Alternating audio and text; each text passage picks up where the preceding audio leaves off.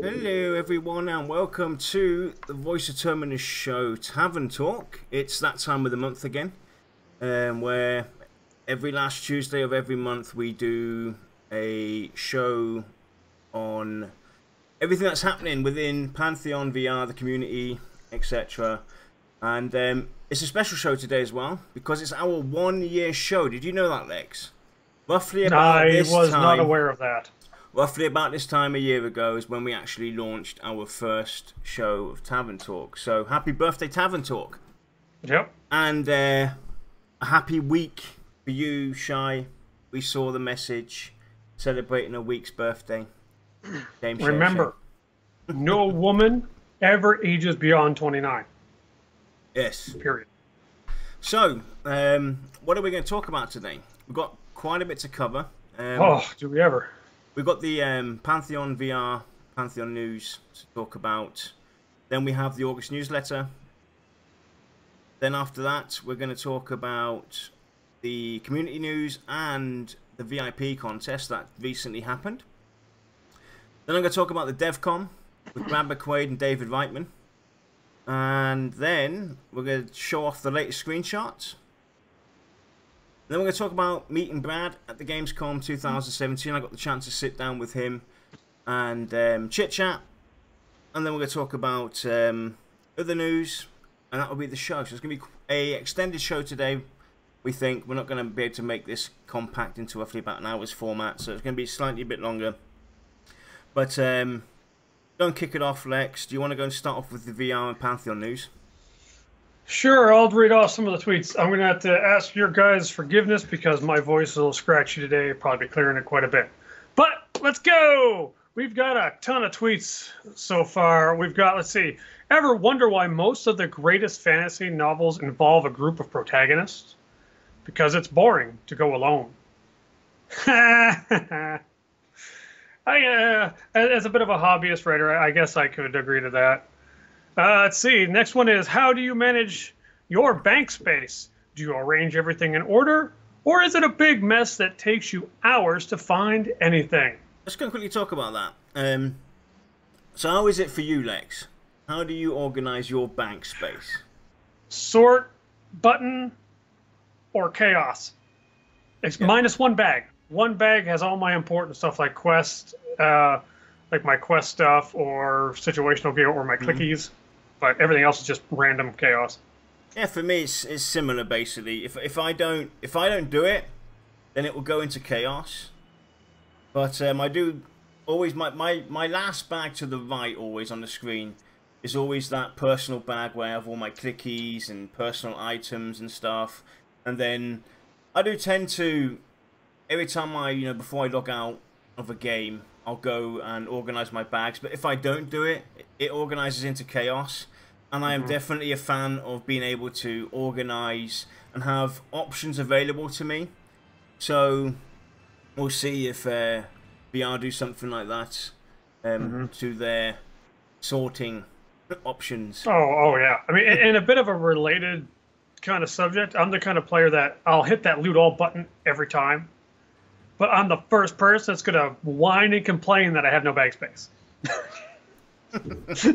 I realize this, and it's kind of become a running gag between me and my wife. So something to help with my inventory, please. All right, moving on. If you could ask for one item to start the game with at level 1, what would it be and why? And we actually got a very prominent response from Mr. Aradune himself, Fiery Avenger, which really comes as no surprise. So how about you? I actually didn't give that any thought, to be honest. I guess it would be my friends. You know, I would, if I could have anything in game. They're not items. They are items. My friends are special items for me. Okay? My friends aren't people; they're things. Maybe my friends. I'll have my friends as special items, as little, a little wolf companion. I can kind of agree to that in a little bit of an abstract way. I'm similar on the same stance as Brad, except I don't go for the Fiery Avenger. I don't need no barbecue stick. I go for Green Mist. Love me some green mist. I couldn't really, Yeah. I couldn't really lay it down to an item. Okay, maybe my Klingon sword from EverQuest 2, my epic from EverQuest 2 as a warden. I think I'd take that because I was actually pretty fond of that weapon. So the Klingon sword, the epic from the warden would be my item that I'd take in. Just just the look of it. Yeah. All right, moving on. How many of you still have regular LAN parties? Would you consider one for Pantheon's launch? Yeah. And yeah. Of course I do. I've got like 8 computers here. I can't use them all myself. Do online LAN parties count as well? Or does it have to be... Well, a LAN party means local area network party. So that means in basically the same area. That's a shame, because I don't know anybody who's around here. Technically, so I'm going to have an online LAN party when we get to that point. Definitely. Honestly, with the emergence of a lot of these VoIP or VoIP programs such as Discord, whatnot, and video chat and everything, you might as well be in the next room. So let's actually make that a little more broader of a question. I mean, when Pantheon comes to launch, are you going to basically host a little party either in a chat room or at a physical location? Yes, and yes. Yep. Same here. My backyard will be open to those who want to bring tents. Go for it. Come on. Yeah. We will fill this. Right. We will fill this flat. Have a major party. Oh, and Brad even responded to that last one too by saying, "Don't do them nearly as often as I used to. This must change." But I mean, let's face it. As much as a lot of us old timers hate to admit it, getting older changes a lot of things, especially with gaming. I don't have LAN parties in the traditional sense or in the online sense as much as I used to, because it's still a lot of work either way. Moving on. From solid ground to high in the sky, we have shelter for just about everyone, but the question becomes, is it safe? And that is also accompanied by 2 spectacular screenshots. Which we will see later, yep. Yep. Okay, and the next one, VR team, patch notes contest, promo images, and community spotlight member. In the August newsletter, check it out, which we will go over in the next segment. Which is your greatest MMORPG achievement of all time? That's a tough one for me. How about you? My MMO achievement of all time would be actually playing EverQuest 2 for the first time. Because I wasn't, I came in really late into the MMORPG world. I was 24 at the time already. So for me, I started really late. So that's probably my achievement period. Getting to actually, playing that first time in MMORPG. For me, it's pretty hard to narrow down. My Necromancer's Epic, which was my first max level character in EverQuest, the first time we cleared Sky Shrine or Temple of Ishan, those are pretty epic events in and of themselves. Or the first time I got Green Mist. I mean, it's very hard to narrow it down, but every single one of those events has a very special place in my heart. Yeah, for me, game-wise, I wasn't so much into the achievements. We had those in EverQuest 2, where you could get all these different achievements. I wasn't so much, after all of those. For me, it's more of, community outside of the game itself, achievements that I hold dear to me rather than what's in-game. I'm not one to go and try and conquer everything. I will do it, but I'm not one who's fixated on I have to get this achievement, whatnot, from the game. Yeah, I don't chase achievements myself. My wife loves to. Bless her heart. When achievements came to WoW, she spent just hours and hours getting them. It was insane. Me, I was like, hey, look, I have some achievements. Cool. Okay, moving on. Whether you have your head in the clouds or your feet firmly planted on the ground, Pantheon will keep you on your toes. And another 2 wonderful screenshots. Evolution of game dev. Rare chance to see Aradune and David Reitman on the main stage at DEVCom conference. Monday, August 21st. With a link to it. I have no information on that one. Yeah, I'll be talking about some of that later on. Get to it. Right. Okay, so, man, there's a lot of tweets. Good lord.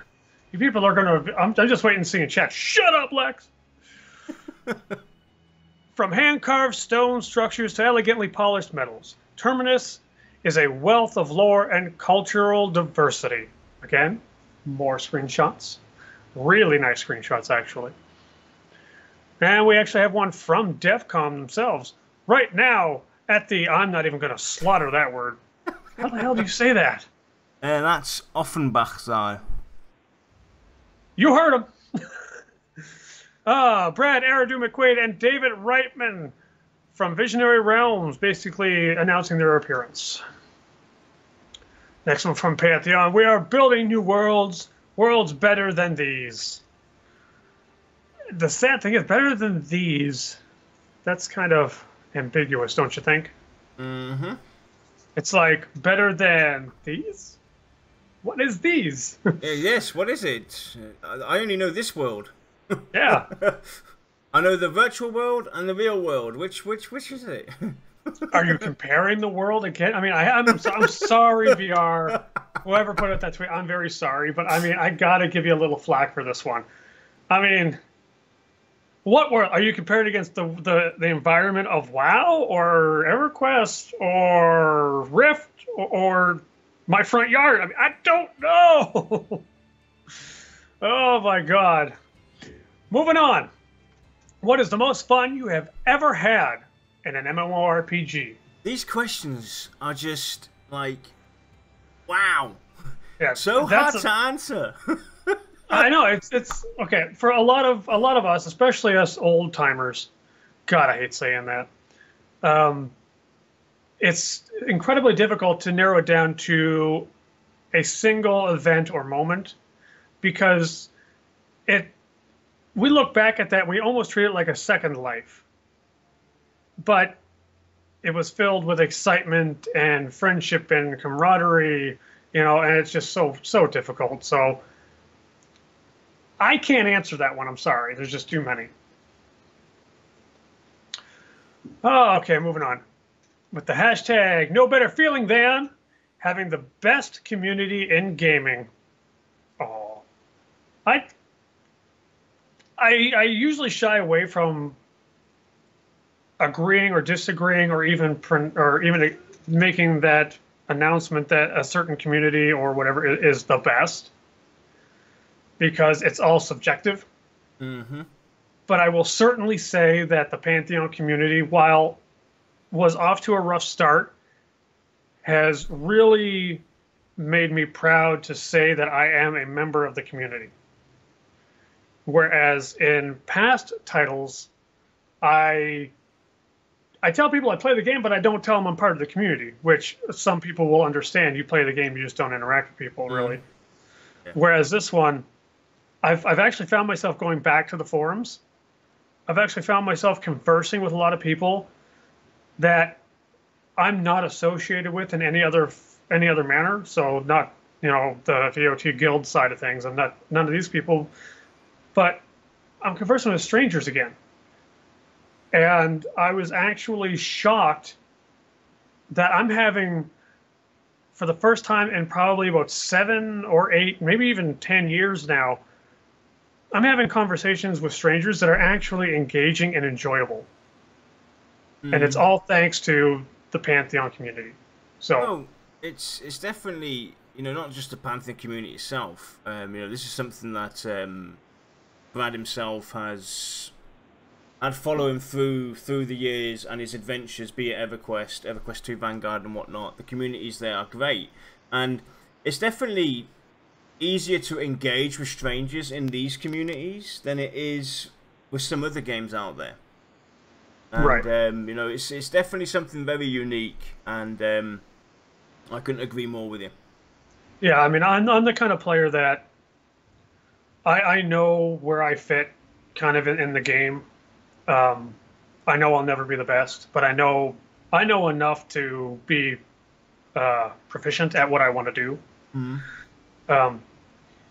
So I tend to, like, if I get a bad taste in my mouth from someone in the community, that tends to stick with me quite a long time.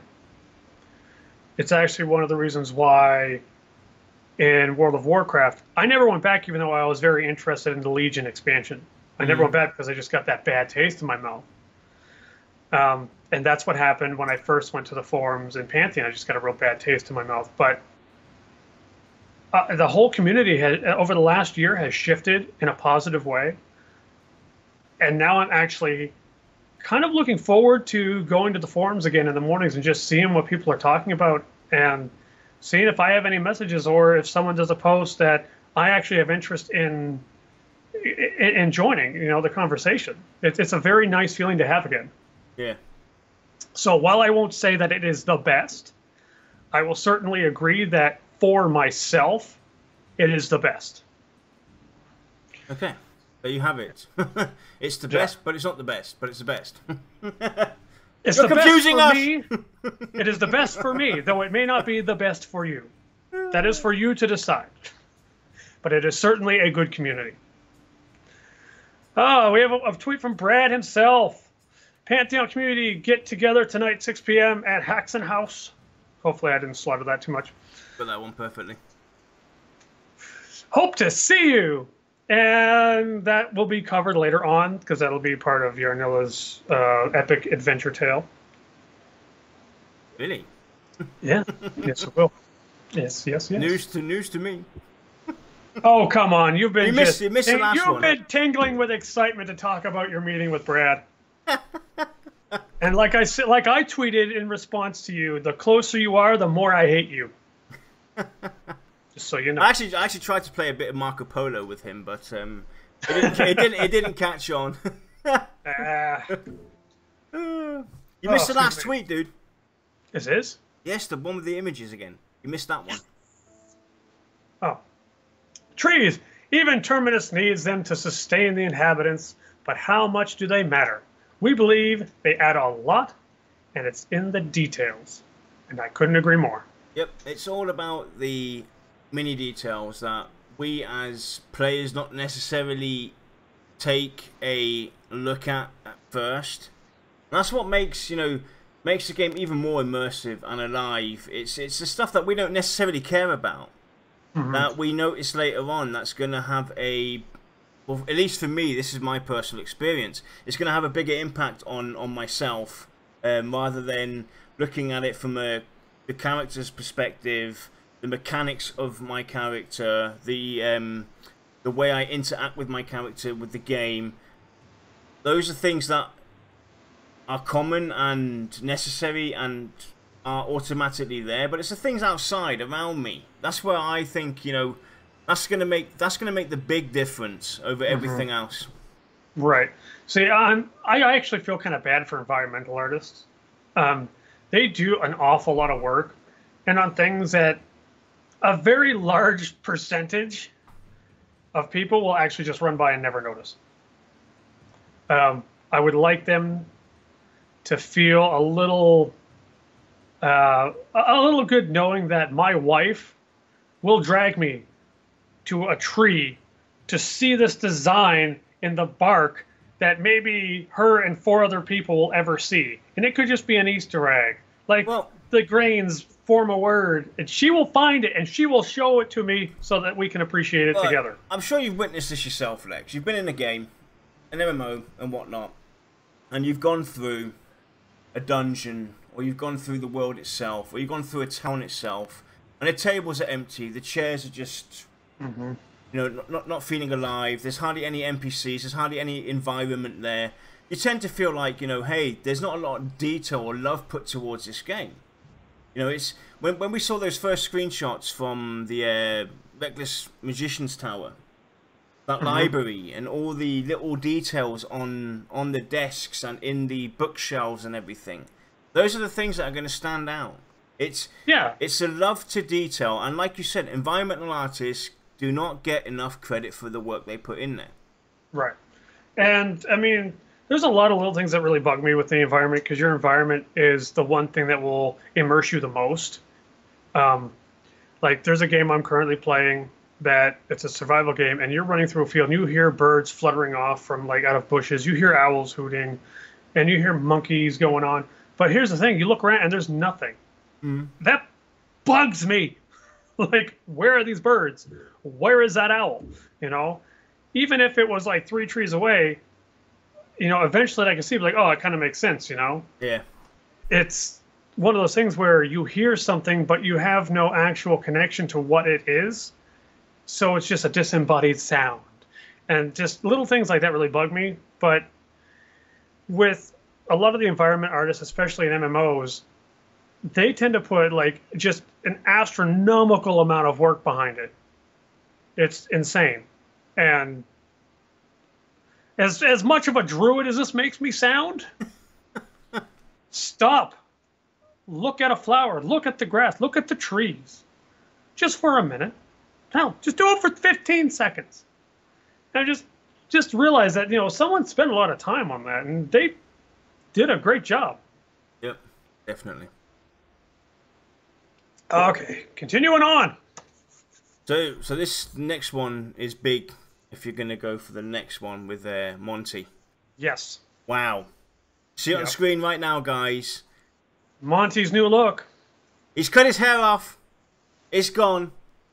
Yep. But apparently he has such a passion towards VR and Pantheon Rise of the Fallen. He wanted to try out the new stealth abilities of the rogue. And, you know, this is the result that we got. I gotta say, Monty looks pretty classy here. Yeah. Yeah, I if someone like that came up to me and shook my hand, I'd be like, wow, I have no business standing next to you. Right? So yeah, Monty, if you're watching this, I'm a little jealous, dude. You look pretty spectacular. Not all frumpy like I do. Moving on. Are you already part of a guild? If not, will you look for one in Pantheon, or do you just run with a small group of friends or family? I think that's pretty obvious for us. Is it? Well, we're part of a guild. Oh, are we? Yeah. God. I thought it was just, you know, close friends and family, you know? Yeah. What it feels like. Generally. Well, I'll say generally, because Pantheon is the actual exception for me here. But generally, I tend to run with friends and family. Mm-hmm. I don't usually join a group until my friends or family become unreliable or lose interest. In which case, my raiding muscle or reflexes kick in, and I just go crazy in the raiding. I mean, that's the great thing about, you know, our little community that we have. It has become a family. You know, and it's especially looking back now, the 1.5 odd plus 3 months or whatever. Looking back, we didn't know none of us knew each other, none of us, and we've become such a tight knit group so early on, and it's definitely been an amazing experience for all of us. Yeah, I mean, I don't want this to be turned into a recruitment spiel. No. Definitely. But because here's the thing, guilds to me were basically you use them until you're done with them. That's what it was with me in EverQuest 2, every other game. It was just use them until you're done, until they can no longer help you progress. But mind you, I was also a very antisocial person then. This is probably the first time that I've actually joined a group or joined a guild. Taking the time to get to know people, and it literally feels like I could talk to anybody in our guild about just about anything. I mean, I suffer from depression and a lot of other things. I'm willing to bet I could talk to anyone that's in our guild, tell them I'm having a bad day, and we could sit there and talk it out, you know? But like I said, I don't want this to be a recruitment spiel, but I wish that everybody out there could find a guild that is like that for them. Yep, definitely. Yeah. And I hope that the Pantheon community in general, you know, I hope that guilds, all the guilds out there reflect this, because that's what it's about, you know. Guilds have to mean something. Make guilds matter again. You know, it's just that simple. Anyway, the final tweet. Okay, the next one. Are the names of your characters or guilds inspired by existing fantasy or fictional characters or groups? If you call myself a fantasy fictional character, then yes. My name, Lexer, is 100% original. It's actually the shortened version of the name. I've never joined a guild or group that has actually named themselves after a fantasy or fictional group or character, simply because to me that always implied that they were role players. And I never felt I could fit in. Kind of thing. But that's just me. Yeah. I know there are a lot out there. There's still a lot of really great people in guilds. But, you know, to each their own, different strokes for different folks. Yep.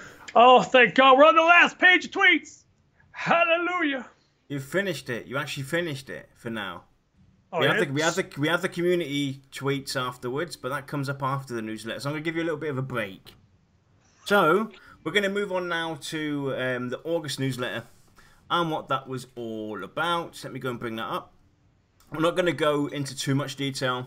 We're just going to go briefly run down what was in the newsletter and things to point out. So they always have their introduction, and in this month's newsletter, we actually got to meet some of the, or get a inside look into some of the staff behind VR. Lynn Ashworth, Sierra Rush, and Benjamin Dean were introduced in this newsletter, and they talked a bit about what they do, their everyday work at VR, what their jobs imply, and how they became to be a part of the project and part of the team of VR. So it's definitely an interesting read, and I hope that VR carries on with a format like this and introduces its staff on a regular basis, so we get to know everybody, because I think it definitely does interest one to get to see who's behind what and who does what at VR. You know, it might not for them seem like it's something that we as a community are interested in, but I think there are quite a lot of people out there who are definitely would like to know who are these people, you know. And then go on. Sorry to interrupt, but I mean that's one thing that separates the good studios or developers from the bad ones. I mean, these games that are basically fly-by-night MMOs, you know, they'll put it out. You don't know anything about them. You play the game until you get bored and you move on. But when you get to know who's behind it, you start to feel like you're a part of it, and it really helps for player retention, if anything. Yeah, definitely. And then they had their patch notes caption contest, and I'm going to actually go into this one. I will go into this one. So some of you might be aware, throughout the last couple of weeks, I think roughly about 8 weeks or so, they've been doing this caption contest for patch notes. And you can reply via Pantheon forums, Reddit, Facebook, Twitter, and whatnot. And here are some of the winners. Stopped player pets from being damaged by player AoE abilities. Stern words and sharp looks will still hurt their feelings. And that was introduced by Kumu on the Pantheon forums, and I think that's a pretty cool one. That was a very slick response to that. The next one is player pets have now been removed from commercials featuring Sarah McLachlan. That was from Kabiru. I don't quite get that response. Maybe some of you Americans have to help me out there. From Reddit, I know who she is, but I don't quite get the linkage there. Then rolled up newspapers, however, are still functional. That's from Alexis via Facebook, and I thought that was pretty funny as well. You get to beat those pets with rolled up newspapers. Healing spells now add a correct amount of hate. A great cry echoed throughout the land, the sound of 10,000 healers getting pummeled. And that was at Valerian1546 via Twitter. And I actually like this one from Bazgrim. This was my favourite, definitely. Additional hate applied if the idiot you're trying to heal keeps moving out of your line of sight. That was actually pretty funny. And the final one was player landing from a drop off the ledge no longer slides along briefly. And that would be you have become better at stick the landing 200. And again, that was from Alexis via Facebook. So those were the patch notes caption contest winners, or highlights, some of the highlights from it. And then they had the Comic-Con promos, and we'll get to see these again later on when we go through the screenshots. So they added these to the website for us to download, also in 4K, and they are really, really nice character posters. Really well done. And there's actually been an interest from quite a few people I've spoken to that wouldn't mind having these posters printed for them to put up on their wall. So VR, just a note for you guys, when you do get your merchandise shop up and running in the future, whenever that's going to be, this is something definitely also to look at. Adding posters like these, because there's definitely a huge demand, and I have to say, I'll hang them up. Hell yeah. God, yeah. And then we have the community spotlight, and this time it was with Canadina Sigony. So I'm gonna go and link the it into chat for you guys, so you can go and give that another catch up. Give that a personal read. So that was basically the August newsletter, and I hope that VR definitely do introduce more folk from the team, from their staff. And it doesn't necessarily have to be the prominent figures that we already know or engage with every day. You know, behind the scenes staff. You know, the little guy who takes care of maintenance things. You know, give him some love. You know, stuff like that. So definitely keep that up and keep it coming. Then we're going to go and move on to the community news and the VIP contest, which we will talk about briefly in a minute. So, where is it? There we go. There's the tweets for it. So, do you want to go and talk about these tweets first? Sure. I think we're going to start with the best one first. From our very own Pantheon VOT, had a blast meeting the legend Eridu, such a down-to-earth guy. This definitely rocked. The awesome t-shirts. Yep. Next one from Meridius. Basically linking, did he make the new video? He made a new video, yes. Cool. Okay, so he made a new video that's going through the history, it looks like, or Pantheon in retrospect. Yep. I haven't watched it yet because Twitter has been really stupid about showing me stuff, so I'm going to get that one on my playlist. Okay, next one we got Pantheon Rise of Fun. Will graphics improve? Another video.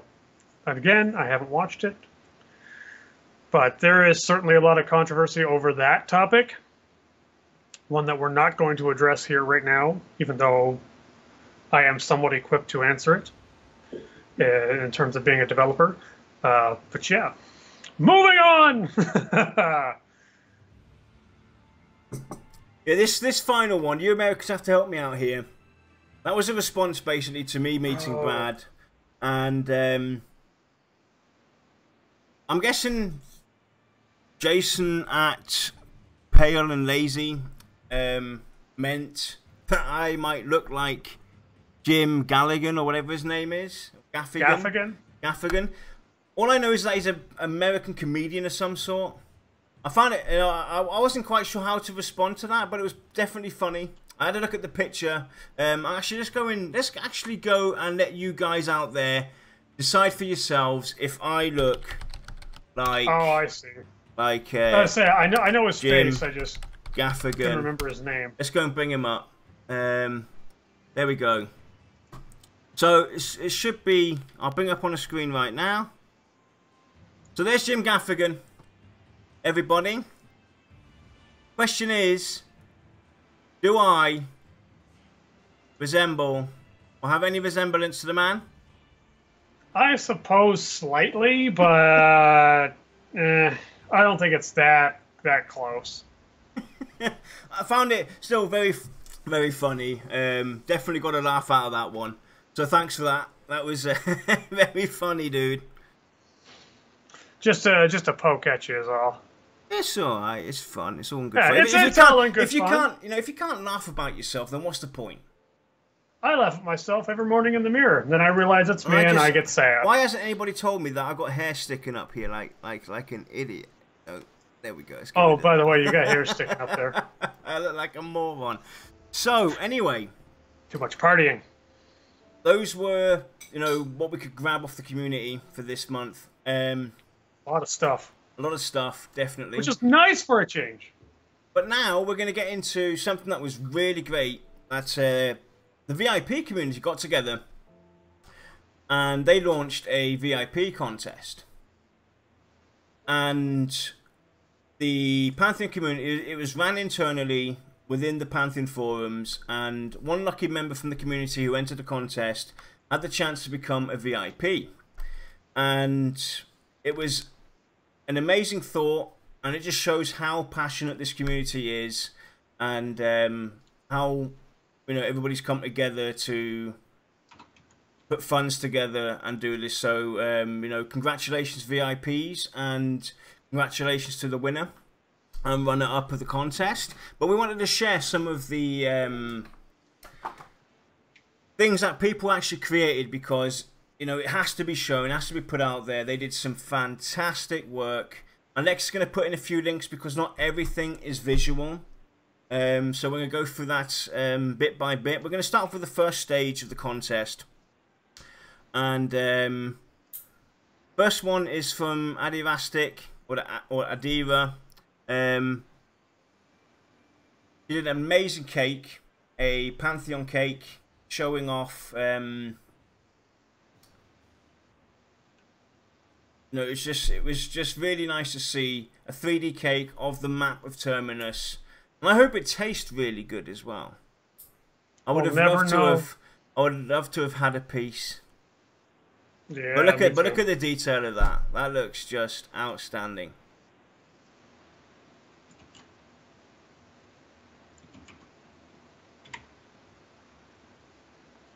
Yeah, and Lex has linked basically the Stage 1 contest by Elixir. I will bring that up onto the screen as well, from Elixir.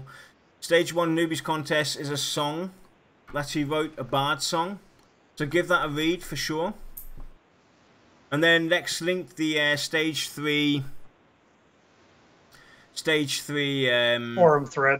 forum thread where the final contestants did some stories, which was the final challenge. You had to write a story relating to their character and the world of Terminus during the Frail Age, and some really great stories out there to give a good read. If you're personally an enjoyer of fan fiction, that is the place you want to be right now. Yep. I have to admit that I was pretty insecure when I read a couple of them, because I obviously was a participant in this contest, and I got steamrolled. But it's all right. I was defeated by worthy opponents. Right, so let's go and bring up Ohanko's Stage 1 entry, which was a image of the Darkmere, and a very nice image indeed. He definitely did it justice. I really like this image. A lot of detail to it. Like the mirror of the Darkmere reflection in the water, the moon in the background. Definitely very, very nice. Next up is Lutorin, who did a image of her own elven land. So this is basically how she imagined, or he imagined, the elven country, elven area to be like. Also a very nice image. And then we have Fancy's image of what a gnome looks like when it takes off the mask. How they envision the gnome to look, and a very nice picture as well. So definitely a lot of talent. And then we have Alexiel's images, and she basically created jewellery. Some armbands, necklaces, and whatnot for each individual class. And this is definitely very, very nice, and a very unique idea. Definitely well done. Seeing these. Yep. Yeah, definitely great stuff. Then we go on to the second stage, and to kick it off, there's nothing better than having a little music video come in right now. Let's go and watch this music video, shall we? Here we go. Turn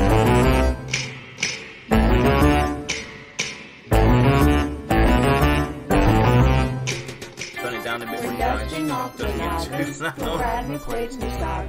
We have a few hot copies of Pantheon family. We're plotting and we're planning. The kids are in great training. A 5-year-old's a halfling, a Pantheon family. Pull. Nuke. Yield.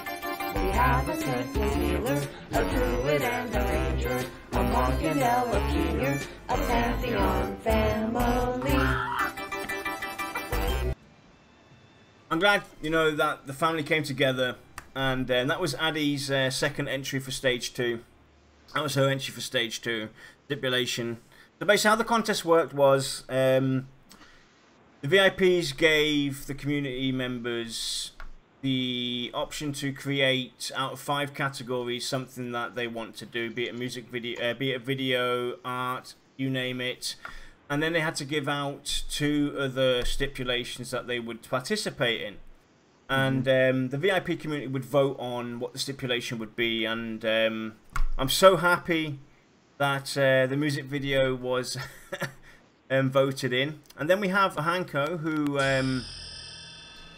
did some amazing concept art on weaponry. We see a frost shield and mace and a poisonous dagger. And really well done. I really like this particular image and the look of this. I wouldn't mind seeing something similar to this in game, maybe. Definitely a worthy image, and really well done. Again, they blew our minds. And then we have Fancy, who tried to explain the vision of Molish, whatever his name is, one of the gods from the Pantheon lore, what he basically looked like. And very interesting, definitely very interesting. Again, wonderful art, and truly talented people showing off. You know, it just shows how much talent there is inside this community. Then we have Lutorin showing off a map of Terminus from a perspective of the world itself and as a map. Definitely go to the Pantheon forums, off topic, go in there and have a look at these images from a bigger perspective. They're definitely well worth it, and very nicely done. And then we have our very own Lexa. Oh god, what did I do? Who made some recruitment posters. So oh, don't show them. We have to, God, Lex. they were so bad. Oh my god, don't show them. The general idea was good behind them. The general idea was good. Okay. I absolutely am terrible at graphics. Period. I am just flat out bad. Yes. So, okay. I'm sorry. It wasn't your best work. What were you thinking, Lex? There you go. No. Lex was hoping. Your second stipulation was to make a game, right? Yeah, and I prayed to every god known to man that they'd pick that one. But what I did like is that you touched on the individual races with one word that definitely describes them 100%. And, you know, that was definitely spot on. Even though it didn't quite go your direction, one thing you got to give yourself is a pat on the back because you hit that word to describe the races perfectly. So, give yourself a pat on the back for that. I thought it was brilliant. And then we have, finally, Alexiel doing some cosplay, showing off the 9 races. And this is actually the young lady herself in all of these images doing the cosplay. And wow, amazing work again. That's all 9 of them. The images aren't in order.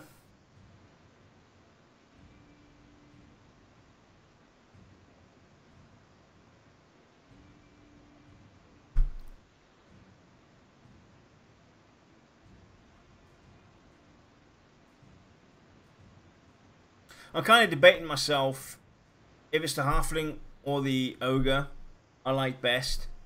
I'm not quite sure. What's your favourite out there, guys? Be interesting to know. Write it in chat.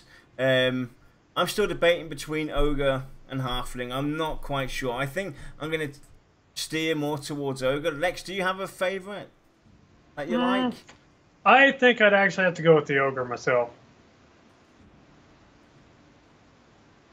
But that's just my own personal. I like the use of props that she, took to her advantage, showing off the gnome, for instance. I really like that. So those were some of the community's entries into the contest. Again, an awesome idea from the VIP community and a lot of creative minds. Everybody in that contest did fantastic work, and wow, it just shows how passionate this community is about Pantheon: Rise of the Fallen and the support they show towards Visionary Realms. Definitely something to be noted. So moving on, and there were quite a few questions on DEVCom with Bam McQuaid and David Reitman, what it was about. So to give you guys a general rundown, give me a second while I go and bring up the document itself so I can quickly talk about this and give you guys a general idea of what it is about. So Bad basically, in an overlap, to give you guys the general speaking points, was talking about monthly subscriptions for online role-playing games and if they are still interesting. So that was what his discussion was about the panel at DEVCom. I'm going to quickly give this a read for you guys. Bear in mind this was translated from German into English with that a little bit of help from Google, so it might not all make sense right away. But Bam McQuaid is a household name within the gaming industry. He is one of the main developers responsible for the then defining online role-playing game EverQuest. After founding Seagull Games and completing Vanguard, Sage of Heroes, or Saga of Heroes, he took a step back before starting his current project, Pantheon: Rise of the Fallen. This is yet again another online role-playing game which is being created in his current studio, Visionary Realms. Wanting to make a profit through monthly subscription fees. Is this still contemporary? McQuaid talked about this in a public discussion at DEVCom's developer meeting. Interesting is perhaps the insight that the current most popular sales model, free-to-play, according to McQuaid, is not so popular because of its overall more profitable. Rather, it is the result of a development in World of Warcraft that the creative head of Visionary Realms sees. Because Blizzard's cash registers have driven many publishers to create World of Warcraft killer. For Star Wars, The Old Republic, absurdly large amounts of money were being spent. In order for such an investment to be worthwhile, the relevant games would have to appeal to a larger number of buyers, which is why they offer incentives to different types of players. And so for many casual players, a liking to online role-playing games was found.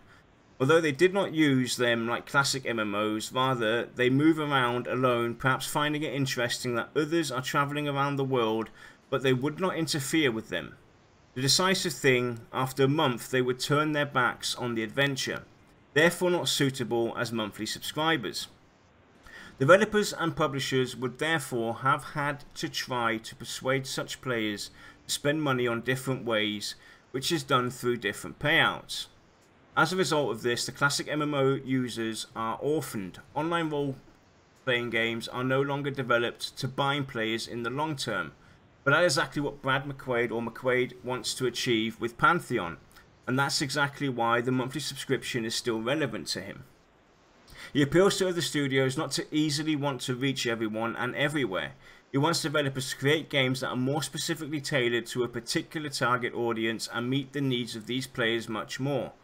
After the conversation, he describes how, in the case of many current titles, he feels that that special thing is missing from most titles that provokes him as a fan from certain adventures. He prefers to play a game tailored to him more than 1,000. Many independent studios would, however, place the right impulses at this point in time, impulses which are now also recognised by large publishers. It remains to be hoped that McQuaid's Pantheon will in fact fulfill the wishes of its players and in turn will appreciate its commitment to long-term subscriptions. So that was basically what the DEVCom panel was about. Brad talking about why he supports the idea of still having subscription fees and how the way we interact with MMOs and how we rate them has affected the MMO industry. It was definitely a very interesting read. There was, unfortunately, this was outside of the public viewing, so there's no footage on this. This was a general, this is what the 4Players Net wrote down because they were lucky to attend this, and I'm glad they did, because Lex, let's go talk a bit about this. Well, first, do you happen to have a link to the article? I do. The English version, yes. That's fine. No, someone asked for it in chat. I said I'd bug you for it. Yep, definitely. So that's the English one. I'm going to go and quickly grab the German one, so you guys can have both. So there's the original. The bottom one's the original, and the top one's the one that I translated for us to all be able to read and everything. So let's go talk a bit about this, because it's very interesting. As we know, Pantheon is going to have subscription fees. Now, most MMOs out there are going to be free to, even that are coming, are going to be free to play or have some kind of free to play model in them. Now, Pantheon is one of those that is going to stick to its guns and use, let's say, the old school model of subscription. And, you know, I definitely support that. There's no better way to, I mean, it's great having free-to-play games, don't get me wrong, and we all love it, but there's a big distinct difference. What does free-to-play, or what does subscription offer that free-to-play doesn't? Well, it's pretty simple. With a subscription model, the company know in advance when money's coming in. So let's say, for instance, it's very easy to predict their financial future. Exactly, and that gives them the chance to invest prematurely into new technology plan out expansions on a regular basis, add actually good content, get bugs fixed. I mean, people seem to forget that this is an MMO that basically lives. It doesn't have an end. It doesn't. It has a beginning, but it doesn't have an end. And then you've got server maintenance. You got your developers you have to pay for. You've got maintenance costs. You've got advertising costs. You name it. There's so much money being spent every day on developing and maintaining an MMO you would not believe. And Oh yeah. that's the big difference why I'm definitely an advocate and supporter of, you know, having a subscription fee, because I know I'm going to get a quality game. I'm going to get quality content throughout my time experience there. Right. Well, it's like with Visionary Realms going with the subscription model. Basically, what they're saying is they don't want to go for the quick cash grab. What they want to do is they want sustainability, they want predictability, so that they can continue along with a quality product. Whereas games that are designed to be free to play from the get-go, at some point or another, tend to be shift to pay to win, or a cash grab, or just, you know, one of those games where it's like, you can play the game from start to finish, free to play, but if you want to be even a remotely serious player, you got to invest $30 or $40 a month. Yeah. Which a lot of people don't think about. I mean, take for example the game called Runes of Magic. That was a game that you could play from level 1 to end, free to play. Never spend a dime, and you'd be perfectly fine to do so. The minute you got to quote unquote end game, you couldn't even run a dungeon unless you had invested X number of dollars. My wife and I played a tank and healer duo, and we literally did 5-man groups growing up in the game duo.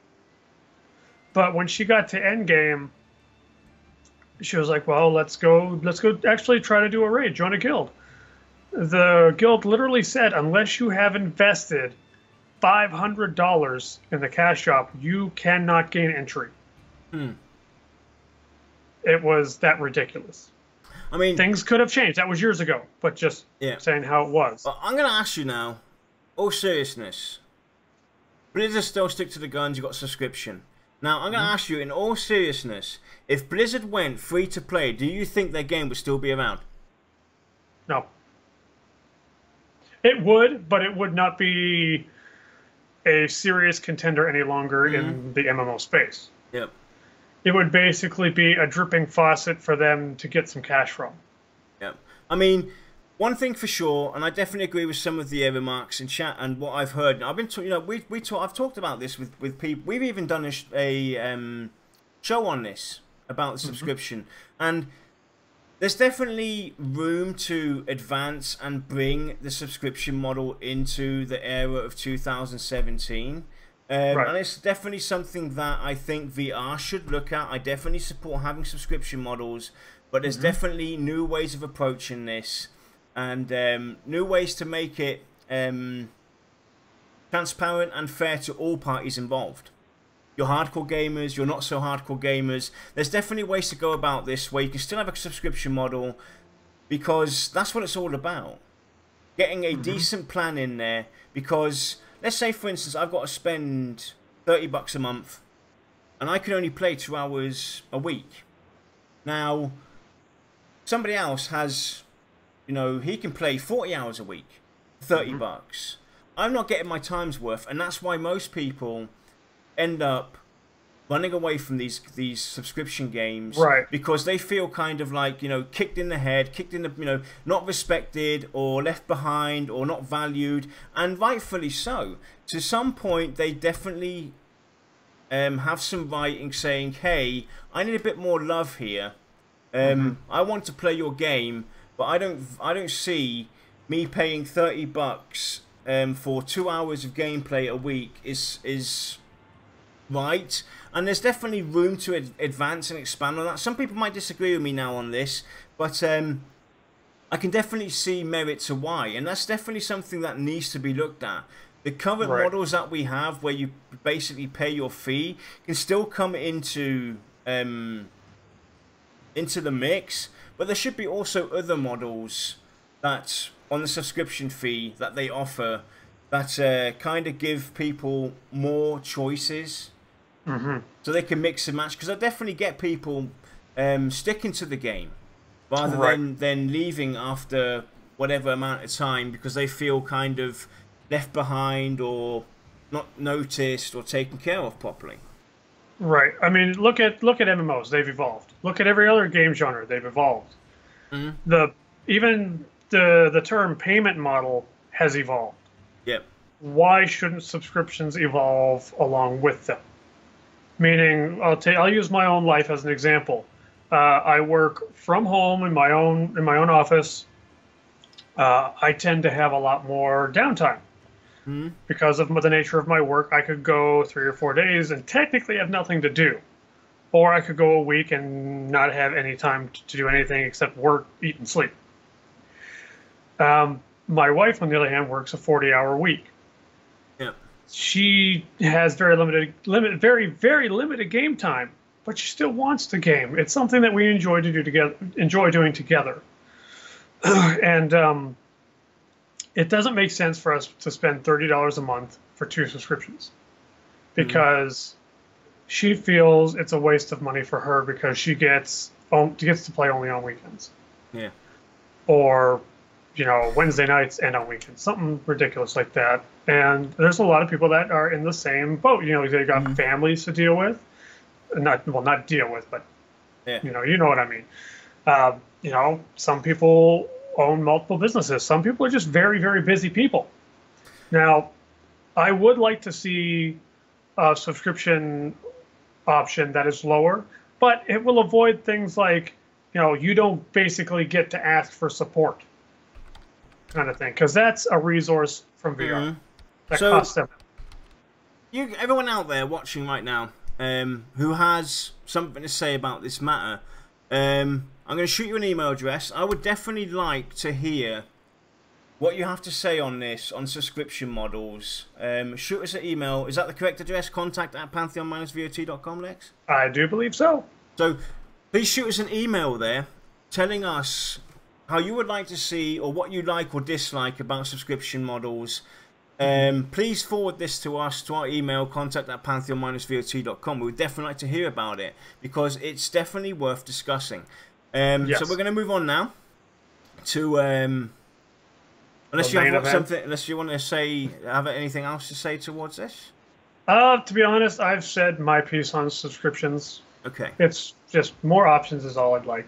So we're going to move on to the latest screenshots. And before That's not what it says on the stream. Yes, it does. It says number 4 was DEVCom. Yeah, that's DEVCom. DEVCom, not Meet and Brad. Oh, now it's we just talked about DEVCom. That's not Brad. I was putting those two together. No. Sorry, people, I got your hopes up. Yep. So we're not quite there yet.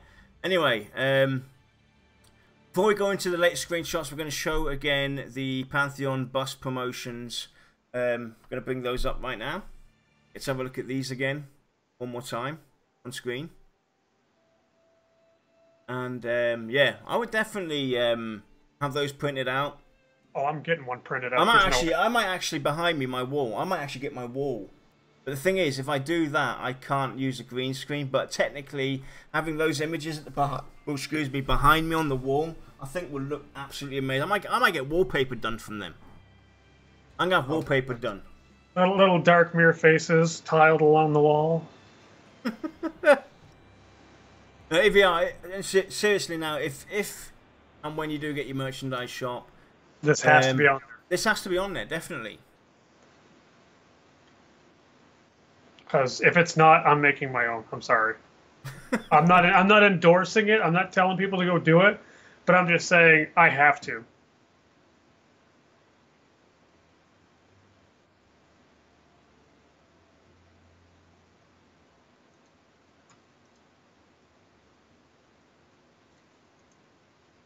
Yeah, I like the sparkles around the gnome, the whisk, and it's the little Tinkerbell effect. Mm-hmm. Really nice. I can fly. So there we have those, and now we're going to bring up the screenshots.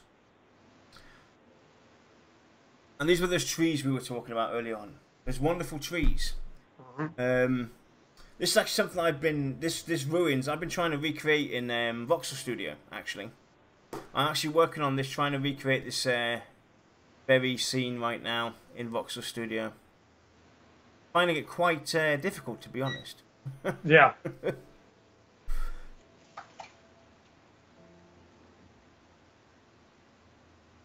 Uh-oh. What? I'll be right back. I think I might have just turned off my UPS by accident. Your what? My system's battery backup, basically. Oh, okay. If that's the case, it's going to randomly shut down in like 2 minutes. Uh-oh.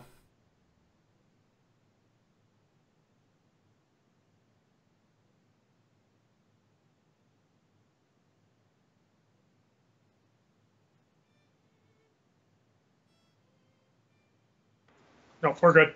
We're safe. We're good. We're safe. Yeah. That's all we have time for, folks. I'm sorry about this. Bye!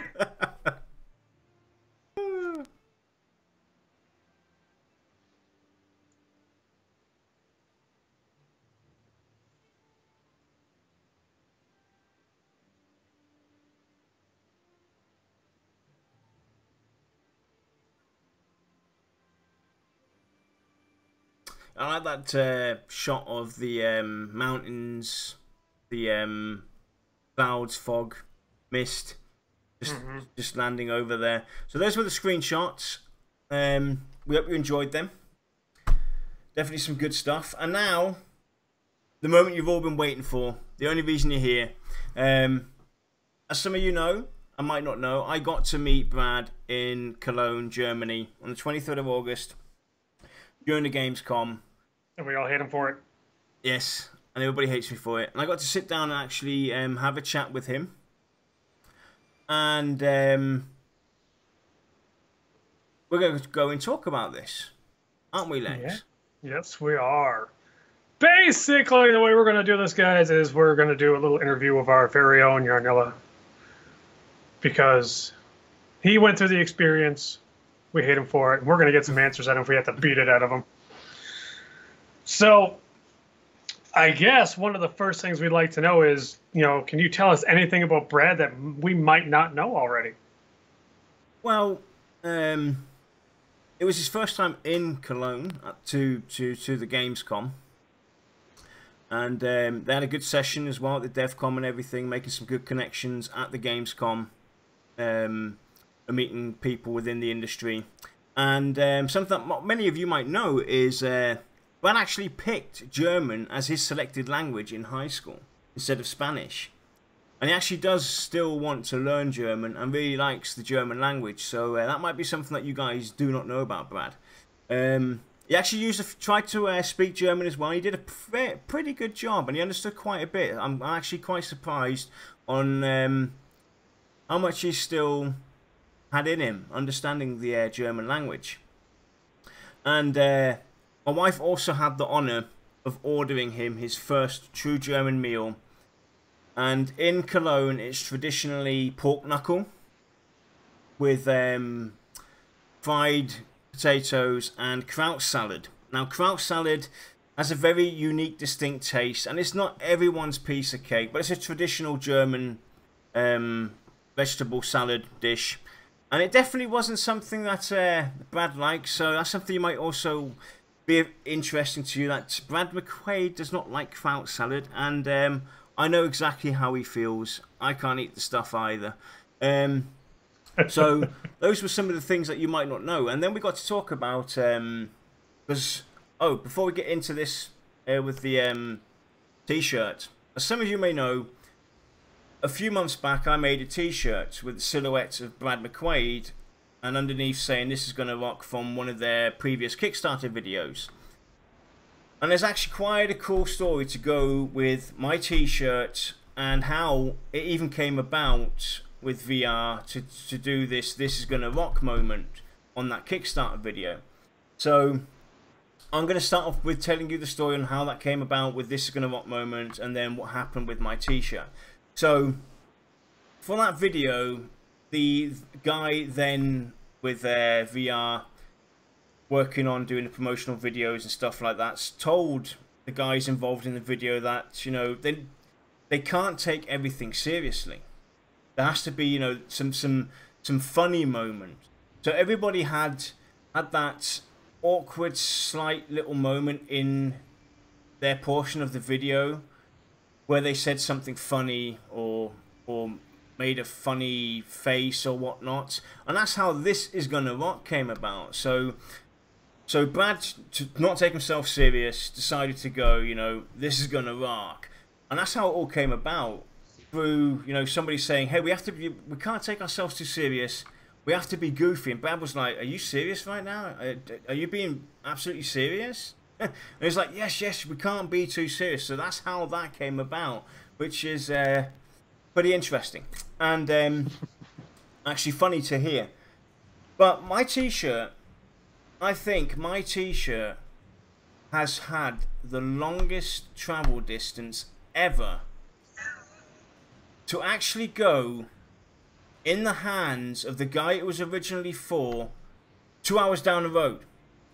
That t-shirt traveled from Germany to the US and back, not once, but twice, to end up in his hands 2 hours down the road.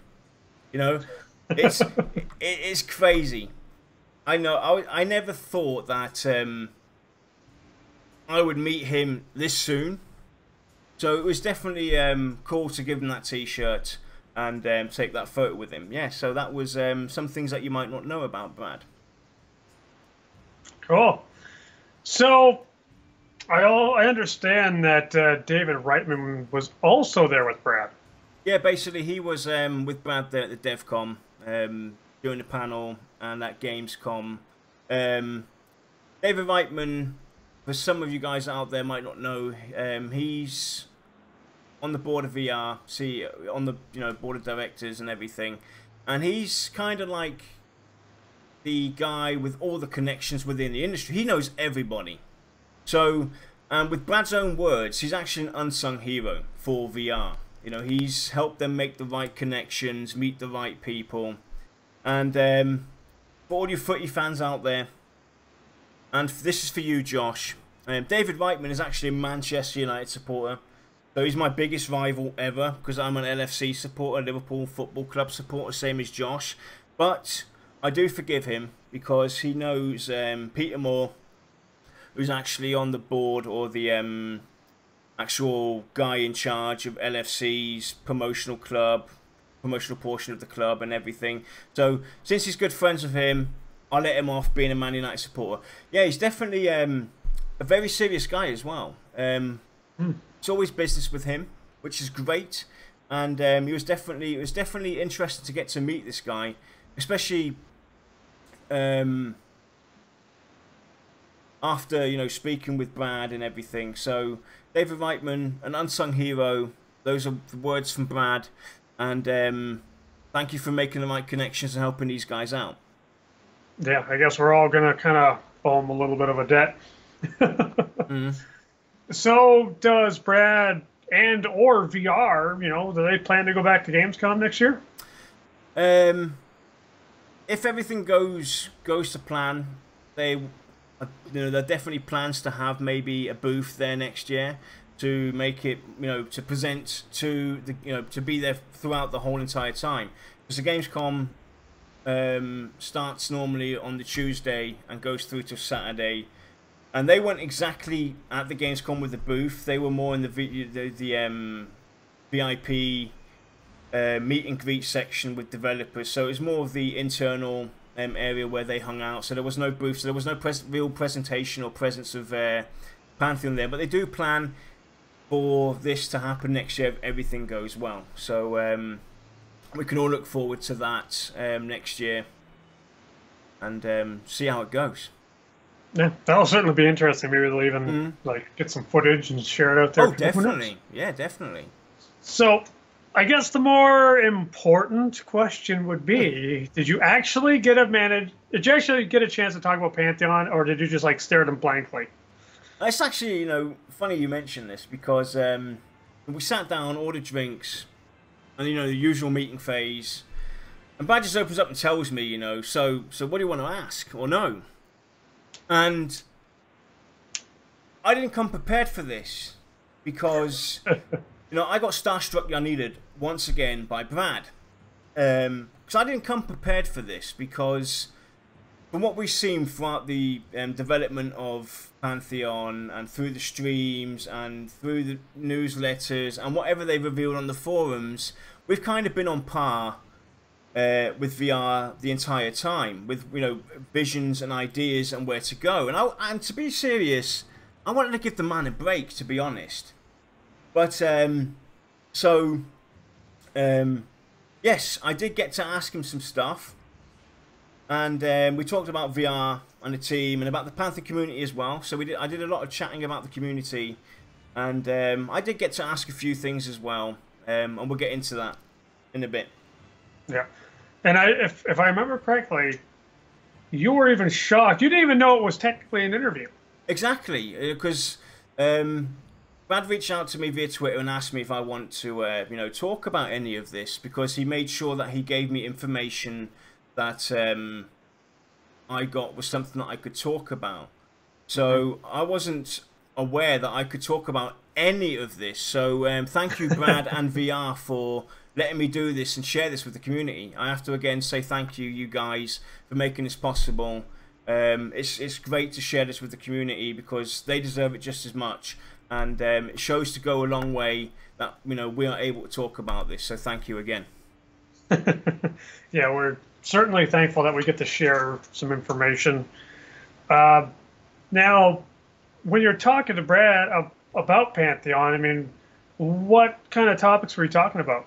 Well, first off, I talked about Visionary Realms, a team, and how he sees it and everything. And Brad's actually very proud of his team. So this segment goes out to VR staff. If you're watching or watch later, give yourselves a pat on the back. Brad is very proud of you, and back to work. But we talked about this and how great this community is, and the team as well from VR. Looking at the community in VR and the staff that they have available to them, some really top dogs and really passionate people. Everyone's passionate about the game, and they're working hand in hand together. The great thing is, a lot of people from the community are on the VR staff now. It shows how much they love their community and how passionate they are about the community. So so we talked about listening to the community as well, how they actually do listen, and that's reflected back to us throughout the streams, the engagement with the community on the forums, within the VIP meetups and everything. So everything that they talk about, that we talk about, discuss on the forums, is reflected back to VR, and they actually do try to take some of the ideas that we put out there. If they're good and they fit in the game, they will try and do it. And it's just great to see this. And this is something I basically gave back to Brad, saying, look, we really appreciate this, because it's true. After engaging with the community, seeing what's written on the forums, talking to people in our Discord, normal Discords, everywhere on Twitter, it really does show how much they do listen to the community. I mean, look at the work that Kilson puts in now on the forums. I mean, he reads everything. He's everywhere. So, and if stuff is out there, he's definitely, they will definitely listen. And he was really grateful to hear this from us as well. And, couldn't agree more how great and awesome this community is. And then, obviously, we talked about more serious stuff about the community, on how important it is to be transparent and open to the community and tell it as it is. Give us the raw truth. Doesn't matter what it is. If it's a pushback, if something has to get scrapped, if something has to get put on hold, tell us straight up what it is, rather than beating around the bush, will go a lot more and work better for them. And it's something that we as a community are actually proud to say and willing to say to them. And he was happy to hear this as well, that, you know, as long as they're straightforward with us and don't beat around the bush like other companies have done in the past, this will go a long way for us showing more support towards them. Because nothing hurts us more than getting told the same old, and then later down the road, it turns out to be completely the opposite. Mm-hmm. You know, so that's something that we also talked about, how important it is for VR to acknowledge their community, and that we will give them a backbone. As long as they are straightforward with us and tell us how it is, we will have their backs. And he was really grateful to hear that. So that was another thing that we talked about. And then also, I talked about the VIPs. On how to, you know, make the VIPs feel like VIPs later on down the road as well, utilizing the VIPs and rewarding them for being VIPs, for maybe future releases or future X-Packs or future tests on certain subjects of the game, and showing the community how grateful they really are for the support. And there was definitely a lot of agreement towards this. So, you know, we might actually get to see VIPs have a more broader role than just during the Kickstarter crowdfunding phase, etc. This might go on throughout the entirety of its game, and that would be a true reward for us, I think, as VIPs, for people that are out there that are VIPs. I think this would be a really cool reward for us, showing, you know, hey, thanks for doing this for us. Mm-hmm. Oh yeah, I mean, just the thought of the phrase that comes to mind is "once a VIP, always a VIP," makes me want to start like checking between couch cushions for change and just saving up the monies. Yeah. So another important thing that we also talked about when it comes to community is how to explain to a younger generation exactly what, you know, we talked about, what we covered on the DEVCom. How to explain to a younger generation what Pantheon is and why we play Pantheon, how to get them invested long term. Now that is a current challenge for VR, is explaining this to the younger generation. And I would definitely, again, like to get your thoughts on this and ideas on how we could explain to the younger generation what Pantheon is, what it's about, why, you know, it's something that deserves a long-term investment. So if you've got any thoughts on this, again, contact at pantheon-vot.com. Shoot us your ideas, your thoughts towards this particular topic, and let us know what you have to say. How can we get the younger generation invested long term in a game like Pantheon: Rise of the Fallen? Mm-hmm. Definitely, it's definitely an interesting topic to talk about, and a vital one as well. It's definitely, I've seen this myself, and I've witnessed it myself. My brother-in-law, he's 27 now, and he's one of the younger generation. He started very late into the 2010s, 2012s era to start playing MMOs. And he's one of those younger generation people that have, you know, World of Warcraft, Guild Wars 2, Final Fantasy, EverQuest 2, you name it, in their games palette, and they'll jump and hop and skip day in, day out, sometimes even leave one of the other games alone for months on end before going back there. And it's definitely a challenge to get people invested again into the socializing, the committing to a long-term game time, and investing and exploring that world. So it's definitely something that I would love to hear from all of you guys out there. How we could get this, how we could make the younger generation have the same passions that we have as older folks. It's that's probably the main obstacle that Pantheon actually faces. Yeah. Because it's such an old school mentality or vibe behind it that it's so with these younger generations, it's almost unheard of. It's like they're gonna make me work for my epic sword. Yeah. What is this? You know. So on a side note, I want to talk about something else as well. That's relating to the VIPs staying VIPs after launch.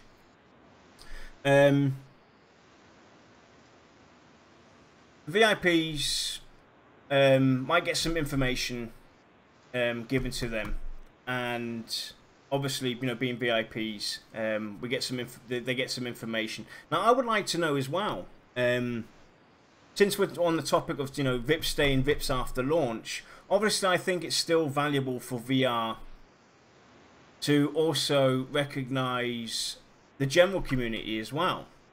So everybody out there in chat watching right now, again, shoot me an email at contact@pantheon-vot.com. What you think would be a reasonable time frame for the following: non-impacting game info, minor impacting game info, major impacting game info, and general info. So if VR were to pass on information that was given to the VIPs prior, how do you guys see what would be a reasonable time frame to share information with the general community? Next, you got any ideas on this? How would you, like to see the passing of information put forward to you if VR were to look at something like this and invest in maybe this? Well, okay. Many people may be familiar with these lawn ornament or these just ornamental fountains that go down in steps, different tiers of them. I kind of see the flow of information like water in one of those fountains. It comes out, goes to the VIP bucket, it fills up, which could be 2 months, 3 months, 4 months. Then the information that they got at first trickles down to the next, and then down and down and down. And it could just be like I said, every X number of weeks or X number of months.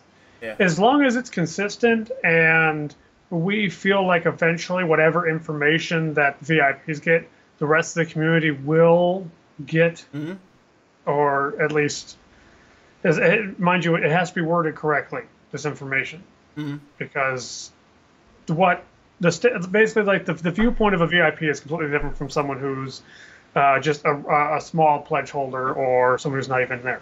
So you got to work on that. But like right now, we're dealing with almost an information embargo, and it feels that way, even to our lower end tier or lower end pledge holders. It feels like we're not important enough to get information. That's the reason why I brought this up right now as well, because what better way to bring this up than with this experience that I had with Brad as well. And after what he said or what we discussed with the VIPs staying VIPs after launch, I see it only fair, because there might be some VIPs out there also that feel like hey, we should only be privileged to this information. I strongly disagree. I have no problem personally sharing information and, like you said, splitting it up to certain sections and time frames, etc. Depending on what kind of information it is. The non more impacting information can be passed on after a week, as far as I'm concerned. Right. More important stuff like maybe roundtables or maybe promotional videos or teaser videos or whatnot. It's something that I think would be nice for us as the VIP community to have a little longer, and then surprise, boom, it gets put out there after a couple of weeks towards you guys. Right. I think it's very important, and I think it's also important for VR, even though there's people see or feel a embargo and silence coming from them at this point in time. I think they've acknowledged this and realized this and do know that something needs to be done, but also not to forget, they're working on the game. It's currently the season of games conferences. It's also the season where holidays are now around and whatnot. So obviously that all comes into effect over the next, the past 2-3 months. So it has while it seems to be very quiet, they've still been very busy. You know, they're bunkered down, building their game, and whatnot. So, but still, I think it was definitely important to talk about this. So please shoot us a mail, letting us know what you think as well about this, and maybe we'll do a discussion on this, a show, maybe small show or something like that. Yeah, it probably could warrant one if we get enough responses. Yeah, definitely. Yeah. But like, I mean, I understand how the VIPs feel. I've been in a similar position multiple times. And you do want, with such a large investment up front, you do want to feel like your, what's the word I'm looking for? Your contribution is almost validated. Mm. Yeah. And I understand that completely. But here's the thing. What happens when that information is no longer relevant or valid to you because you have new information? There's no harm in sharing that information down the line. In fact, it only serves to benefit. So, I mean, I could be a real a-hole when it comes to this particular topic, but as long as you give a decent amount of time, I mean, I don't see any issue with it. That's why I say, like, even if it's 4 months, that still means that we're getting a steady stream of information down the line, assuming information is coming to the VIPs at a steady rate, but we're still getting it long after it's a big deal. You know, any issues or whatever has been dealt with probably VIPs. So, but we understand what's going on, and we feel like things are constantly happening. Definitely. Yeah, so, shall we carry on?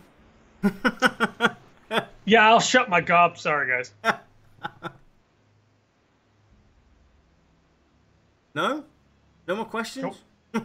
Oh, sorry. I thought you were going to continue on, so I was I'll stop interrupting you. Okay, so, I mean, obviously it was a fun little get-together, little meeting or interview, if you will. Yeah. But it couldn't have been all business.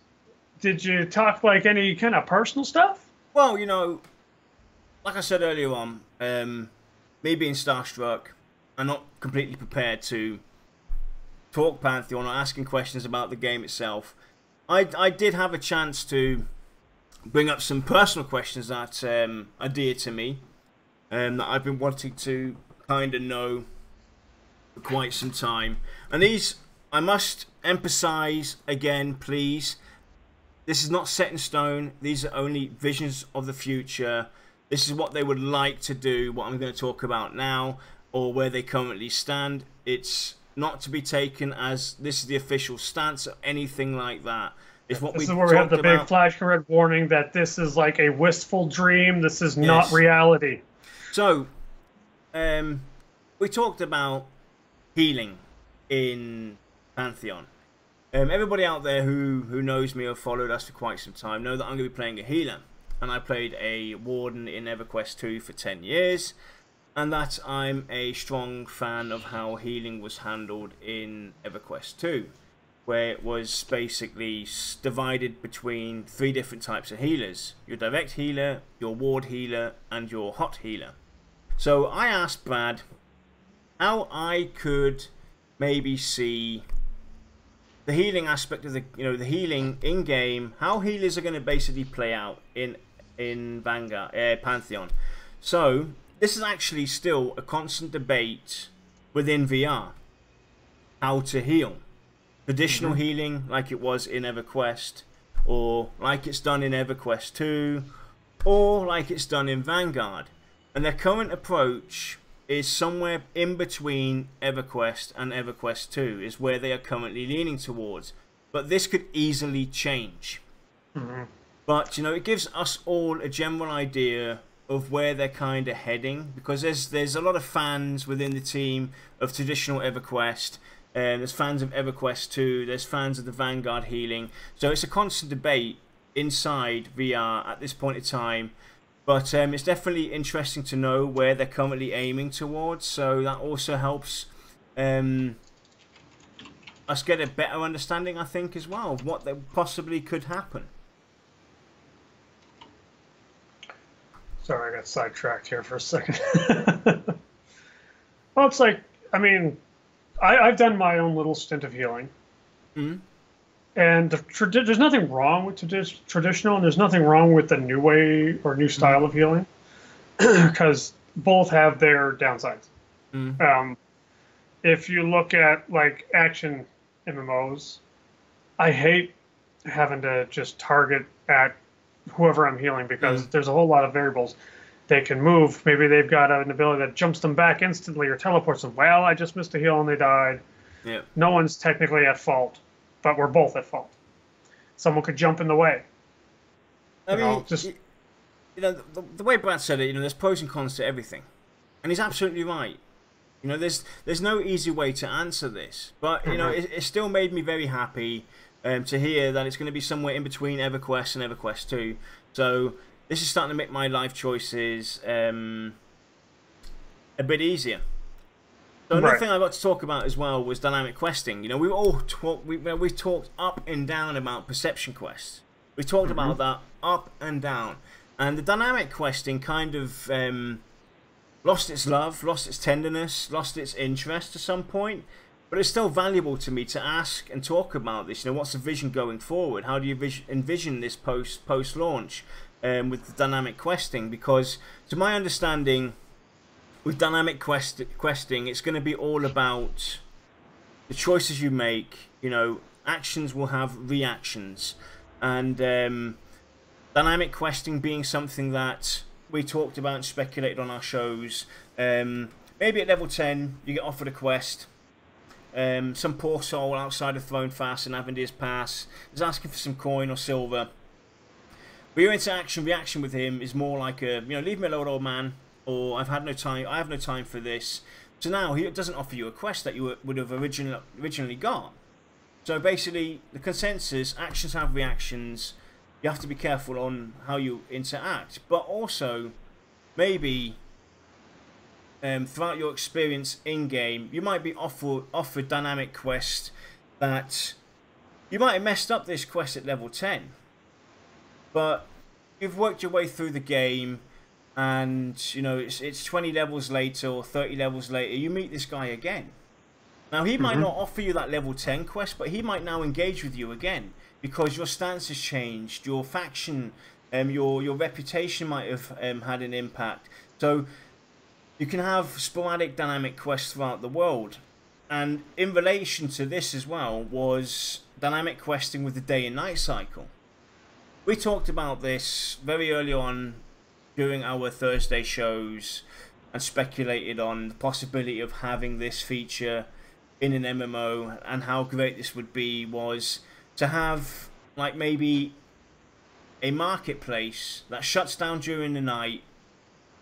So then you have two different NPCs there. You've got the night NPC and the day NPC.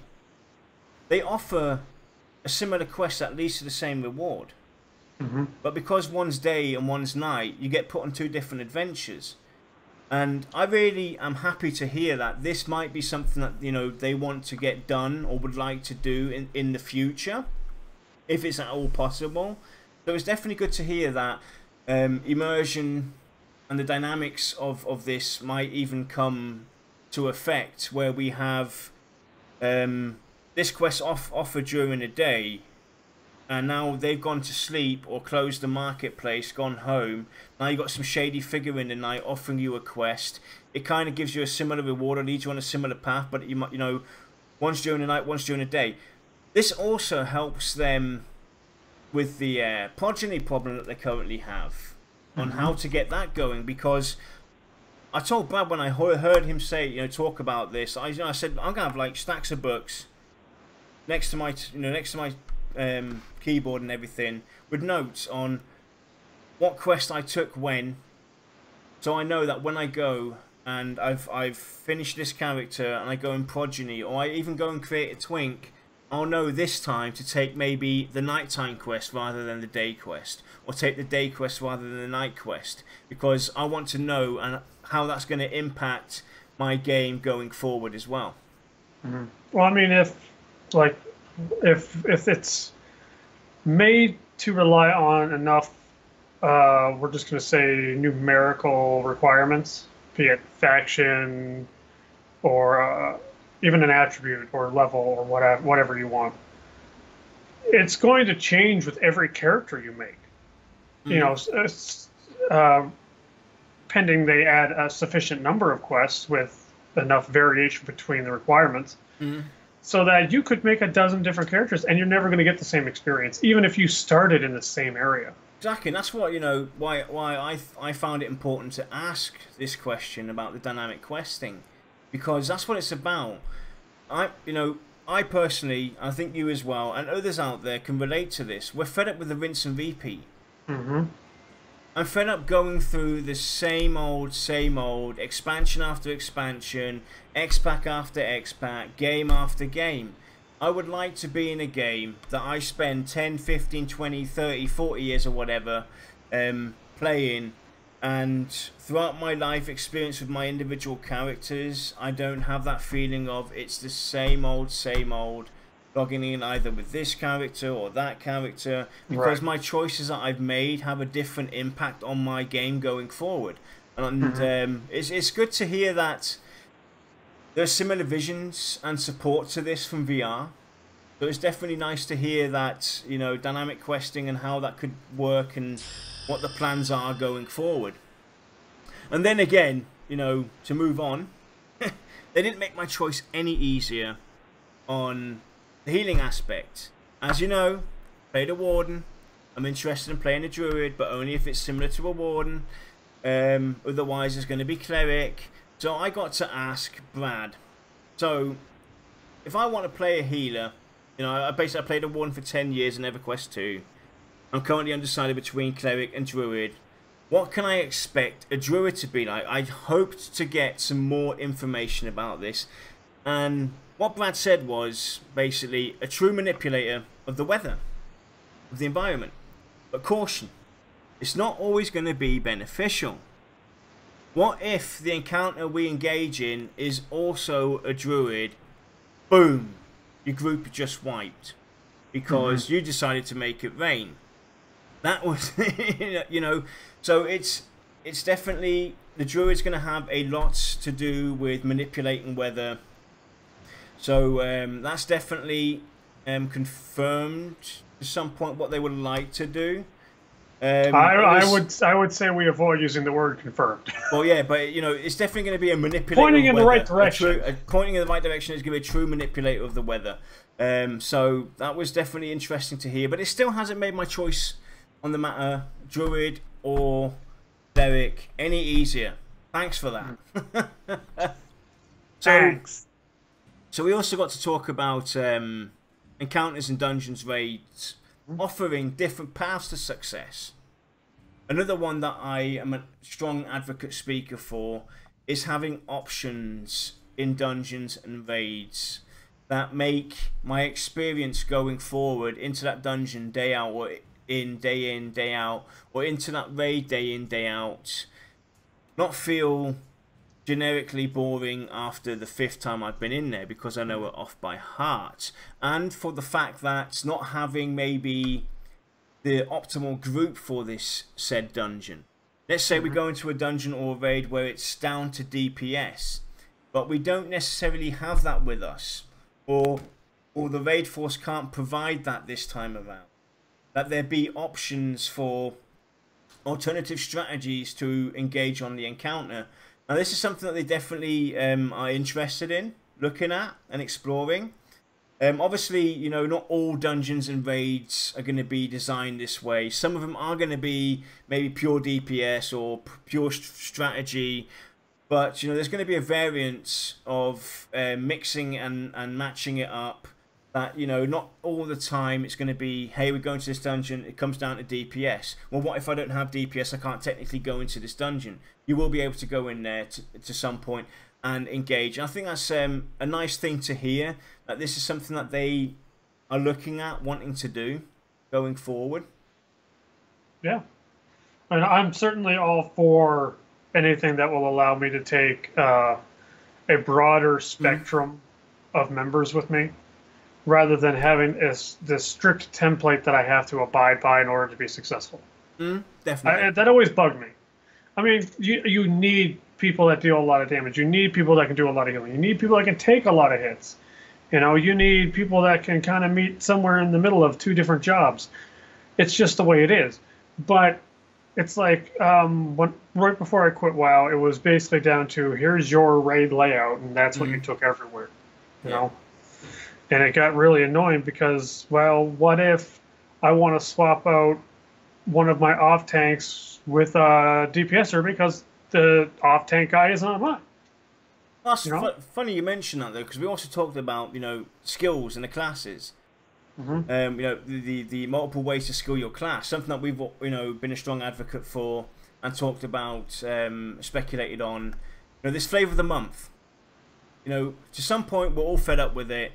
To some point it's still going to be there, but the best way to describe this: Cleric A, single heal focus; Cleric B, group heal focus; Cleric C, a battle cleric. They are all still useful. They might not always be the right choice and might not be as helpful as we thought, because the encounters are smarter now. The AI has evolved, dispositions and behaviors, but to some point, flavor of the month is going to be to some extent obsolete. Giving you a slight chance to pick a path you want to go down and not necessarily be of no value to your group. I thought that was really nice to hear, that I can have a few choices that impact me going forward and define me a certain way, rather than to the next guy next to me or the guy to my left or right, making us all uniquely different but still valuable to some point, not useless in any group kind of thing. But like you said, it might not always be the right choice though. Right, and that's kind of how it should be. I mean, if you take, you take a, God, my mind's just screwed right now. But you take someone who is melee DPS into a dungeon. Turns out that a lot of these things are immune, or at least have a high resistance to physical melee style damage. Well, they're still helpful because they're still doing damage, just not as much as they normally would. Yeah. But it's like, if I have the ability to branch my character off into my play style, that's fantastic. I will say, though, you got to be very careful about option overload, because there is this fine line where it's like too many options, and that's based on that you pointed out as well. It's definitely something they're gonna they would like to look at, and something that they also see. But like you said, it's not always going to be the right choice, and there's always that fine line between going overboard or doing too little, etc. So yeah, definitely. But it's still good to hear that flavor of the month is something that they also see as, there's a bit of there's room to improve on this. There's room to improve on this. So it's definitely good to hear that. Oh yeah. Another thing that we got to talk about as well, two personal things that I was very interested in, tech-wise, was NVIDIA Ansel support. So I asked them about NVIDIA's Ansel support. For all of you out there that don't know that, NVIDIA has a technology for some of the supported games out there where you can create unique screenshots, 360 imagery, etc. It will basically map out the entire game for you, and then you can have like a 360 screenshot taken of your character, or a nice screenshot. You can change your angles. If this is something that they can do, they will do it. So it's something that I asked, because this actually got to the point where, if I could have one thing implemented into Pantheon, this is it phase that I got to talk to Brad about. Now, as many of you might know, or not, I'm a big fan of making fan videos, creating in-game content videos, telling stories while I'm in-game. And I asked Brad, or told Brad basically, if there's one thing I would love to have in-game, it would be able to be an additional ghost figure to a group or raid. Turn me into a camera. Give me the option to make a nice recording, maybe tell a story, do a tutorial video for raiding and whatnot. or to run through a dungeon and tell the story of how Lexa, Joshua, Fogzor, Pirate, whatever, went through that Got dungeon, drunk and ran through Amber Fate, and conquered the beast within or whatnot. To tell that kind of story from multiple angles, with a ghost figure being attached to that group, and how that could be done with that would be something that I would love to have done. And obviously I talked about the exploiting about this, and Brad actually put my mind to ease, saying there's actually ways to go about it to stop that from happening. They kind of put me in high hopes that maybe my one wish will come true one day, that maybe. We get to have the option to actually record stuff, because people can do it anyway. You can go into the group and have somebody record it, but it's much nicer when you get to move around freely to some extent and get some really true nice footage without having to worry about what's going on with the encounter and your group and engaging with the group and turning off your UI and turning it on. Making really unique, lovely looking footage, fan-made videos is definitely a passion of mine, and it was good to hear. Not necessarily something that they're going to do, but it was nice to hear how in today's day and age, with the technology available, it could be done. It was good to hear that. So that was what I got to ask him. And then we also talked about dispositions, behaviors, and situational gear too. Now that's something that's actually super interesting to me, because I need to know some answers. Yeah, so what they actually told me about the disposition and behavior actually goes back to the EverQuest days, the original EQ days. Thinking back in EverQuest, how when they were designing the game, how combat would work. So they related that to real life. Your healer is the guy that provides life, keeps everybody up and running. So it was the thinking that the AI, the smart AI, would go and attack every healer.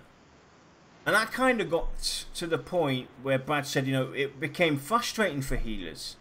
They would be the first ones to get attacked all the time.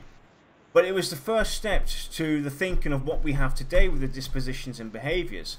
Thus, was an interesting point on to where this whole thing came from with the dispositions and behaviors. That it came back actually to the original days of EverQuest, and how the first iteration was that the healer's got to be killed because he's the one keeping a group alive. He's the one to attack. How they could take this further is what we have today now with their dispositions and behaviors.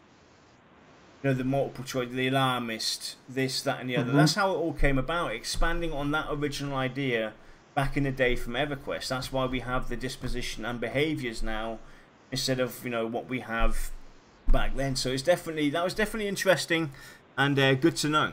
And it sounds like they've kind of they've had quite a few years to just mull about the idea and just kind of really give us some solid thought behind it, and that actually makes me feel a lot better. Definitely. When it came to situational gear, because what we know so far is that it's related to combat mostly, situational gear.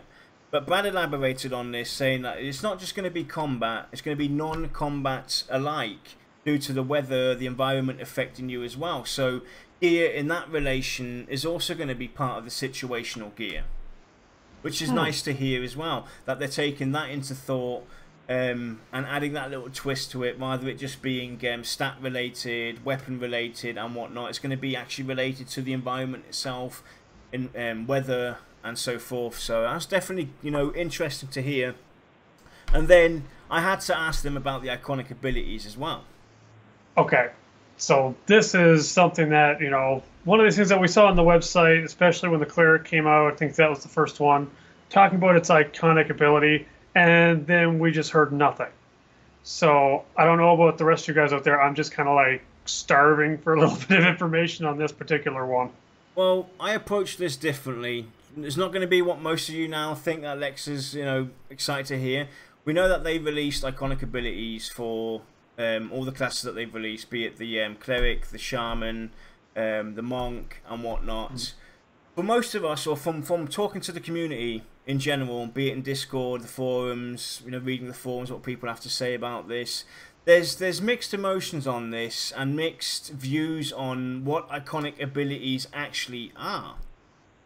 And for some of them, it was iconic ability is just special. Yeah, to me it screams like ultimate ability. But that's not the case. Really? It's more of going back to the traditions of these classes in the traditional sense from EverQuest days. It's more of a, out of respect to these classes that we are using today, this is what their iconic ability is. There will be separate special abilities, unique abilities coming, but the iconic ability explained is being more of a tradition and not so much a unique ability, special ability, out of respect to these traditional classes, something that's followed through into MMOs, MMORPGs of tomorrow, and a hint of history. That's what it relates to. Because when a lot of people said when the monk information was released, iconic ability, faint death, it was like there was a lot of response like, duh, that's a given. Why is that seen as an iconic ability or a special ability? That was the initial response, because hey, that's something that the monk generally does. So why is that an iconic ability? It's because it's related to his tradition. That's part of the monk's tradition. So that's how we can view iconic abilities, which was definitely interesting and a valuable, I personally think, a valuable bit of information going forward. Yeah. It's, I don't know, I kind of feel like it was explained or presented not 100%, not necessarily wrong, but not really correct, because iconic does mean that it is unique, which certainly is the case, but it also almost just the word iconic gives you an almost epic feel. So that's probably why it shifted quickly to an ultimate, or your big 2-hour cooldown, like almost like a Harm Touch was for a Shadow Knight in EverQuest 1. But just saying that this is something that is unique, then they should have maybe just call it a unique ability. Yeah. It might have downplayed its importance a little bit. It was confusing for a lot of people. Oh yeah. Some people thought it was in a true sense an iconic ability. Some saw it as a more unique ability. Some saw it as a special ability, and there was no real clarification. So it was how you interpreted what they meant by it, and it was nice for Brad to give us that little tidbit of information on what they actually meant, and now we all know it's got to do with more of the, out of respect to the character, a traditional ability towards that character. So, and then going on, talked about learning from past mistakes as well, and why it seems quiet but it isn't.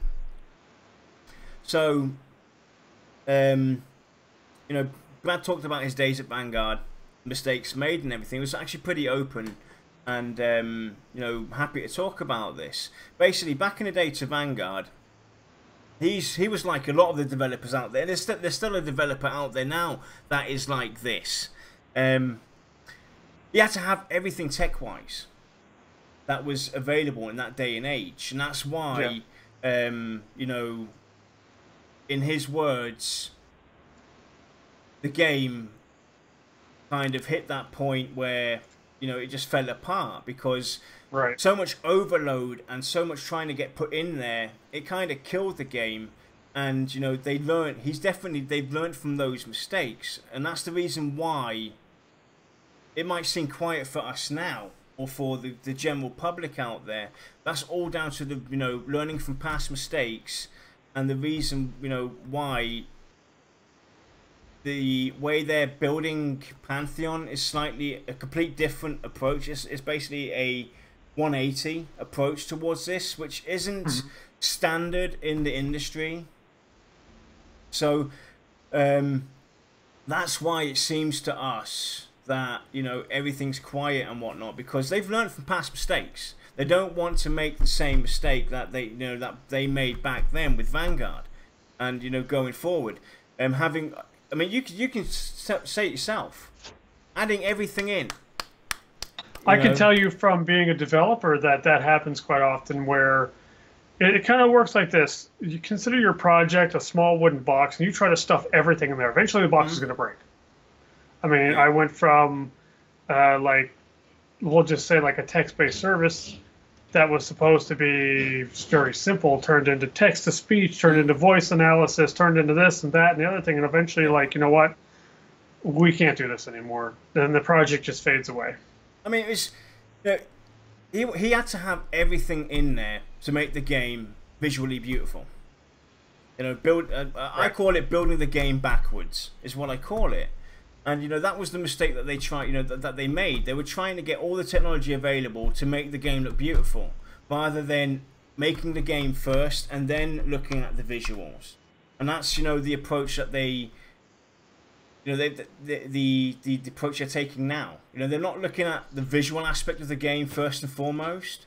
They're looking at, you know, let's get the game there to where it's fun, where it needs to be, and then we'll look at all the other stuff, you know, making it visually appealing to everybody, and, you know, looking wonderful, and having all these highlights and effects going off, and this, that, and the other. And to some sense, I always thought that's how you would build a game, but actually it's not. Most developers out there, they think about all the visuals first, and then they go in and tweak and mess around with their fun aspect of the game, you know, destroying their game within, and wondering why it's a huge failure. And I'm definitely in support of the way that VR are approaching this, and I think that this will pay off in the long run, bigger for them and be more effective for them. I mean, I'm going to say it, we've all seen Ashes of Creation out there. Yeah, it looks sparkling beautiful. Visual effects and everything look brilliant, but is the game actually going to be fun? Because it seems to me that there's been a lot put into the visualization of the game, and rather than putting it into getting all the core elements up and running first, and then, I mean, tweaking visuals, especially with, that's another thing that he mentioned as well, with the Unity engine, with the latest update with the 5 point whatever it is now, going forward, opens up easier ways for them to make changes on the fly, especially when it comes to the visualization. They don't have to do so much tweaking and messing around or updating or recoding or adding this into it. They can do that on the fly now with the recent updates that have been made to the Unity, even going forward and looking at updates maybe of Unity 6, Unity 7, Unity 8, the support will be there even though they have 5. So I think that this is definitely going to help, and you know, that's why it feels different for us from the outside, thinking, hey, is this game moving forward? Oh, because there's definitely a lot of concern out there from the community. The last visual showing we had, apart from the screenshots, was the streams from Go Carnage in April and May.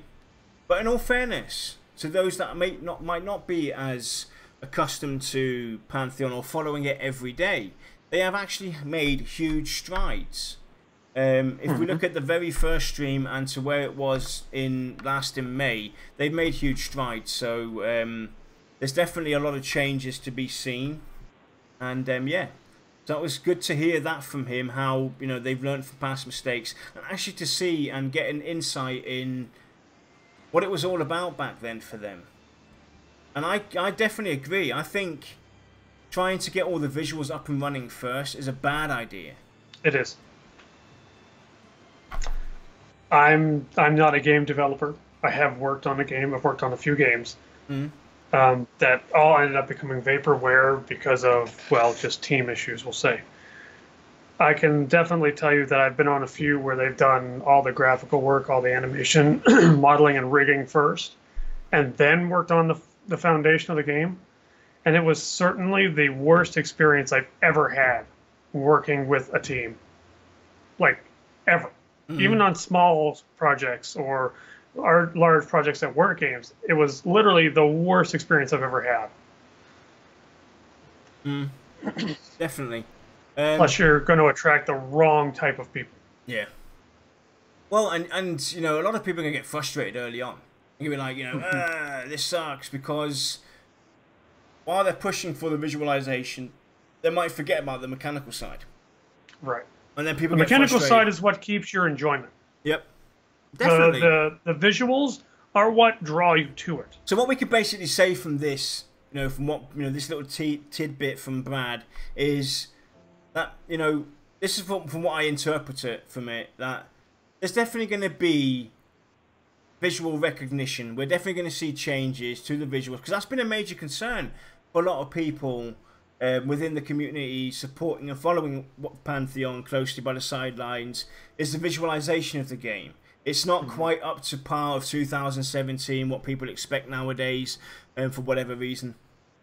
But you know, I agree. I get a sense. I get a sense of that, you know, it's definitely something that they're keeping in the back of their head, and they know going forward that, hey, but you know, the way they're doing it will be done the right way. Let's say it like that. I mean, I agree with a lot of what people have said. I don't agree 100% because a lot of people will phrase that very ignorantly, and I don't mean that as an insult. I mean that as you're not putting forth enough information, or you're not putting it forth correctly. Because I agree that like their animations are very stiff, the movement doesn't feel right, the casting is kind of blah. You know, I agree. The visuals aren't there yet. Even in some cases, the audio isn't there yet. But you got to remember, this is still pre-alpha.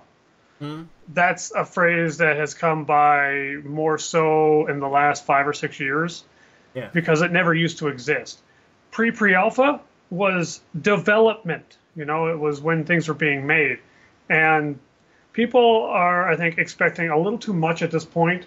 I mean, they're being forced to shift their gears towards visuals right now, just because so many people are expressing concerns. And I had to try very hard not to go with a bad verbal sentence, because I don't really want to get insulting with people. They have every right, if they enjoy graphics, to say that these graphics don't appeal to them. That's fine. But things will improve. We just have to have patience. Yep, definitely. So just be patient, guys, and take what you want from this, from what Brad had to say. You know, my interpretation was that, you know, this is something they're going to definitely address, and they are definitely aware of it. And you know, keep our fingers crossed, and you know, just be patient. Like Lex said, be patient. We have no reason to believe that things are in turmoil, things are at a standstill. Whoever thinks that is obviously not a intense follower of Pantheon and does not keep up to date. Because let me just quickly finish this. If we look at the streams, for instance, from March 2016 to May 2017, the huge changes they've made, the constant monthly newsletter, the interaction on Twitter and in the forums, the meetups with the VIPs, the roundtables, and the fact that they are currently employing people, that they go and out to all these conventions, the advertising with the bus stops with the new imagery posters there, you know, promotional posters. There's no sense, there's no reason that, you know, there's no people don't have to think that things are standing still. They're not. You know, in 4 months' time, if we hear 4 months nothing from them, then it's time to have concerns. But it's not. They've given us no reason to think that everything's at a standstill, things are falling apart. People thinking that I can put your mind at ease. There's no reason to think this. Go on, Lex. I disagree. Go on. As much as I'm sure people from VR are throwing balls of paper at the screen right now. It does feel like there's a standstill. It does feel like it's just kind of like dead air. We're not getting I mean, what have we gotten? We've gotten screenshots. We've gotten a little bit of, the monthly newsletter, which doesn't say a whole lot. It's humorous. It's good to have, but it doesn't. I'm not talking about those aspects of it. Lex. Okay. I'm talking about in general, standing still. The not the people who have concerns like yourself. You have concerns that are valid. We've talked about them. There's a lot of people out there though that are. Are you pertaining specifically just to the graphical side? No. Okay. In general, the movement forward. I'm talking about everything. Right. Everything moving forward. There's no reason to think they're at a standstill. When it comes to the visualization and stuff like that, I can understand where people might come from, but at this point in time, VR are moving forward strongly. There's no. I'm sure they are. I don't doubt that they are. But they're, like I said, there's just got to be a little more interaction with the people in general. There's got to be a little more informative kind of thing, even if it's just completely generalized. Yeah. Because right now, like, it feels like we're standing in a pool of water that's like halfway up to our knees. It's not moving. It's not going up or down. So the fact that the information's still technically valid is good, but we need to have more. Otherwise, you're never going to get to go swimming. Yeah. I.e., play the game. So anyway, let's go and finish this off. So I also got to talk about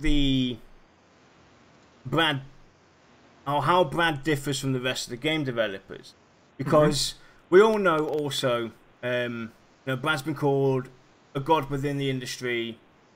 Or a legend, but he's very humble about this. He says he's not. He doesn't see himself like that.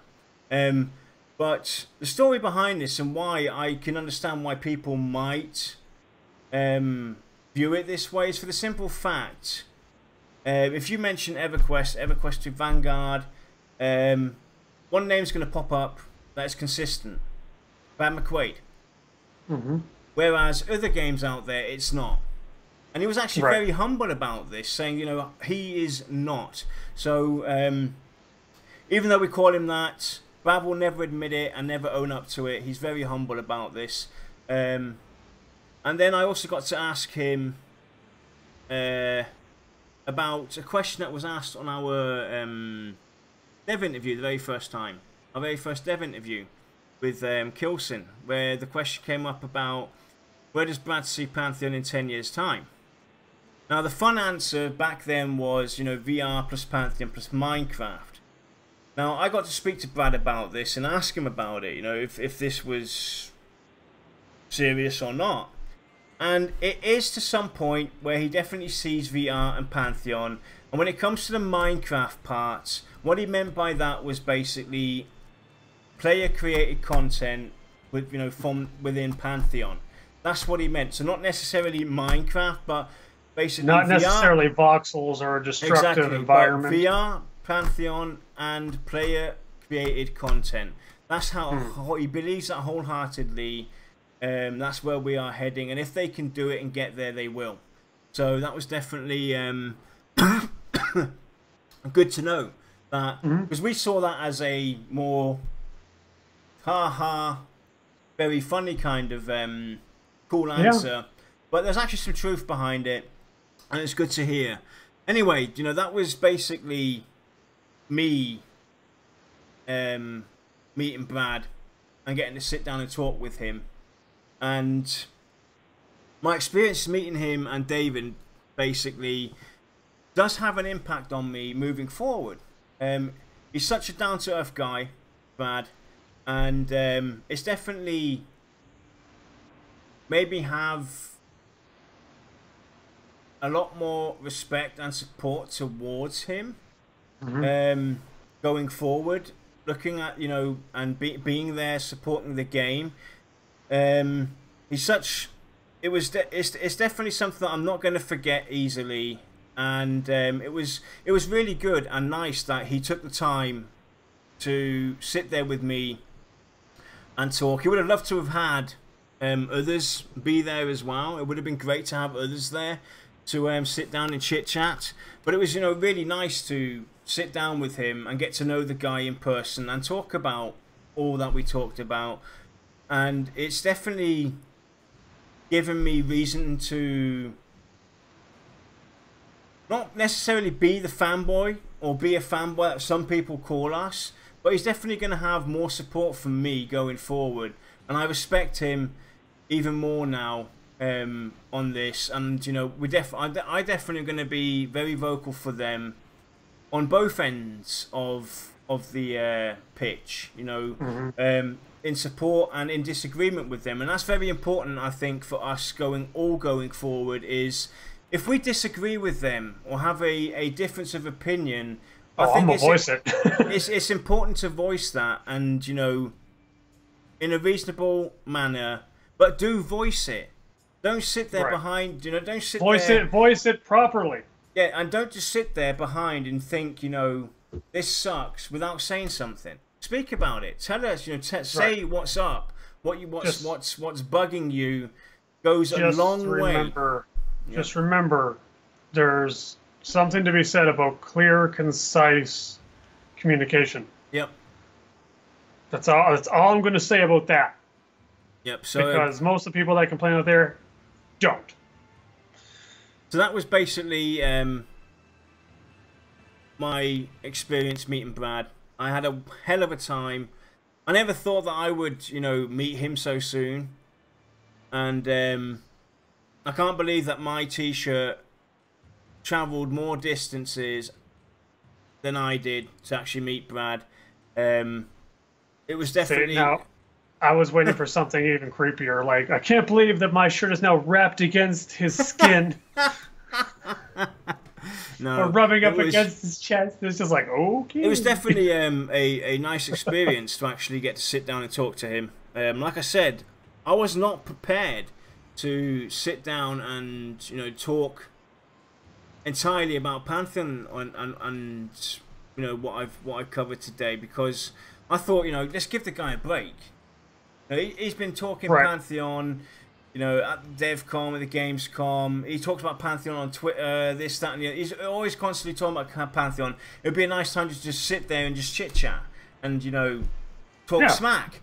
But it was definitely nice of him to let me have the chance to ask him a few things, and definitely kudos and thank you very much for letting me even share this with the community. You know, I think it goes a long way showing that you definitely value the community, and can't wait to see what happens going forward in the next couple of months. Hopefully, you know, we'll see some constructive, interesting things going forward now. And hopefully that puts some people's mind at ease. And I hope that you guys enjoyed this. I hope some of the information was interesting enough for you guys. And we'll see you all on Thursday. We've got to talk about other news real quick. So Thursday's show was initially going to be a crafting discussion. That's been scrapped. We're going to be doing a discussion on player Q&A. We're going to have Temi, who does Temi Talks on YouTube, who talks about all the lore videos. She did all the lore videos. She's going to be joining us on the player Q&A. We'll get to talk to her on Thursday. And just a reminder out there, our podcasts are now on demand. VOT, Pantheon-VOT.com/media/podcast for you to listen to or even download. So there's that. And a final note. Lexa has been working on something that we call FAQ bot, and it's been implemented to our website, and it's in its pre-alpha. So do you want to quickly go and elaborate on the thought behind this system and what the general idea is? Well, this is nothing that's really that new. This is kind of more like an automated conversation bot. You give it some text, it analyzes that text using a series of triggers and values to those triggers, and it spits out the most relevant answer it can find, or multiple sometimes. It can also provide with multiple different answers for the same kind of question. So you could do something such as have a straight, clear-cut answer that's like straight out of a textbook for a question, or you could have one that's a little more lighthearted, maybe a little humorous. You know, it's my whole. This whole thing came about because I'm a streamer. I wanted a system with my personal bot that I made that would converse with my viewers and relay information that was commonly asked, but I was tired of answering. Like, what's your Twitter handle? What's your name in this game? What game are you playing? And it would answer. And I wouldn't have to. It eventually evolved, and I just kind of decided, hey, I wonder if I could extend this to another platform, or if I could use this for something else. And it kind of struck me that we could use this as a way to answer frequently asked questions on the site. I've also added a lot of humorous stuff because it is for our personal guild website. It's like I said, there's a lot of humor in it. So I've managed to get in some of the dwarven lore. You can ask certain questions such as what races can play a cleric, for example, and it should tell you. It will also answer who is Yarnilla or who is Lexer. Or you can ask it, what is the air speed of an unladen swallow? Nice. You know, just it's obviously a work in progress. There's a lot of data entry to be done still with this particular project. So let's ask it something. Okay. What we're gonna ask it? Well, you could ask it who is Brad McQuaid. Right, let's go and ask it who Brad McQuaid is. The grandfather of all modern MMORPGs. Now, if you refresh, it could tell you a different answer. I need a secret bromance. Dude, I'm gonna hit you. I'm gonna hit you. Anything else? Oh, wow. So you've added the little tidbit of information from the Wikipedia as well. Yes. So that's a perfect example of, you know, you have a very straight, clear-cut answer that's almost technical. But we also have some lighthearted answers as well. Granted, there's a lot of instances where you don't need anything but the clear-cut answer. Like, honestly, the Brad one can just stick with that longer one. I'm obviously working on formatting still. I'm working on the bot being able to provide plain text or API-style responses or pre-formatted HTML. Stuff like that, so that looks much nicer. So feel free to play with the guys. You can direct message me on Discord or send me a message on the Pantheon VOT's Discord server. Let me know if you find an issue or if you break it. Cool. So that was very nice. Definitely looking forward to testing out the FAQ bot and seeing what we can come up with. Like I said, this Thursday, upcoming Thursday. It's also, this reminds me, I need to get the calendar done for September. I've been in a bit of a drought. I'll definitely try and get that done as well for next Thursday. And if not, sometime the week after that, I'll have it done. Thanks for joining us for Tavern Talk. Also, again, happy birthday to Tavern Talk's 1-year show. We have one announcement left to make before we cut off. We have a contest coming up. We're going to do a contest, like I've mentioned. I think I mentioned this already before. But we're going to do a contest, and we want you out there to design new layouts for the Voice of Terminus show. Be it Tavern Talk, be it our crafting discussions, be it our general discussions, class discussions and whatnot. Create windows for us and so forth.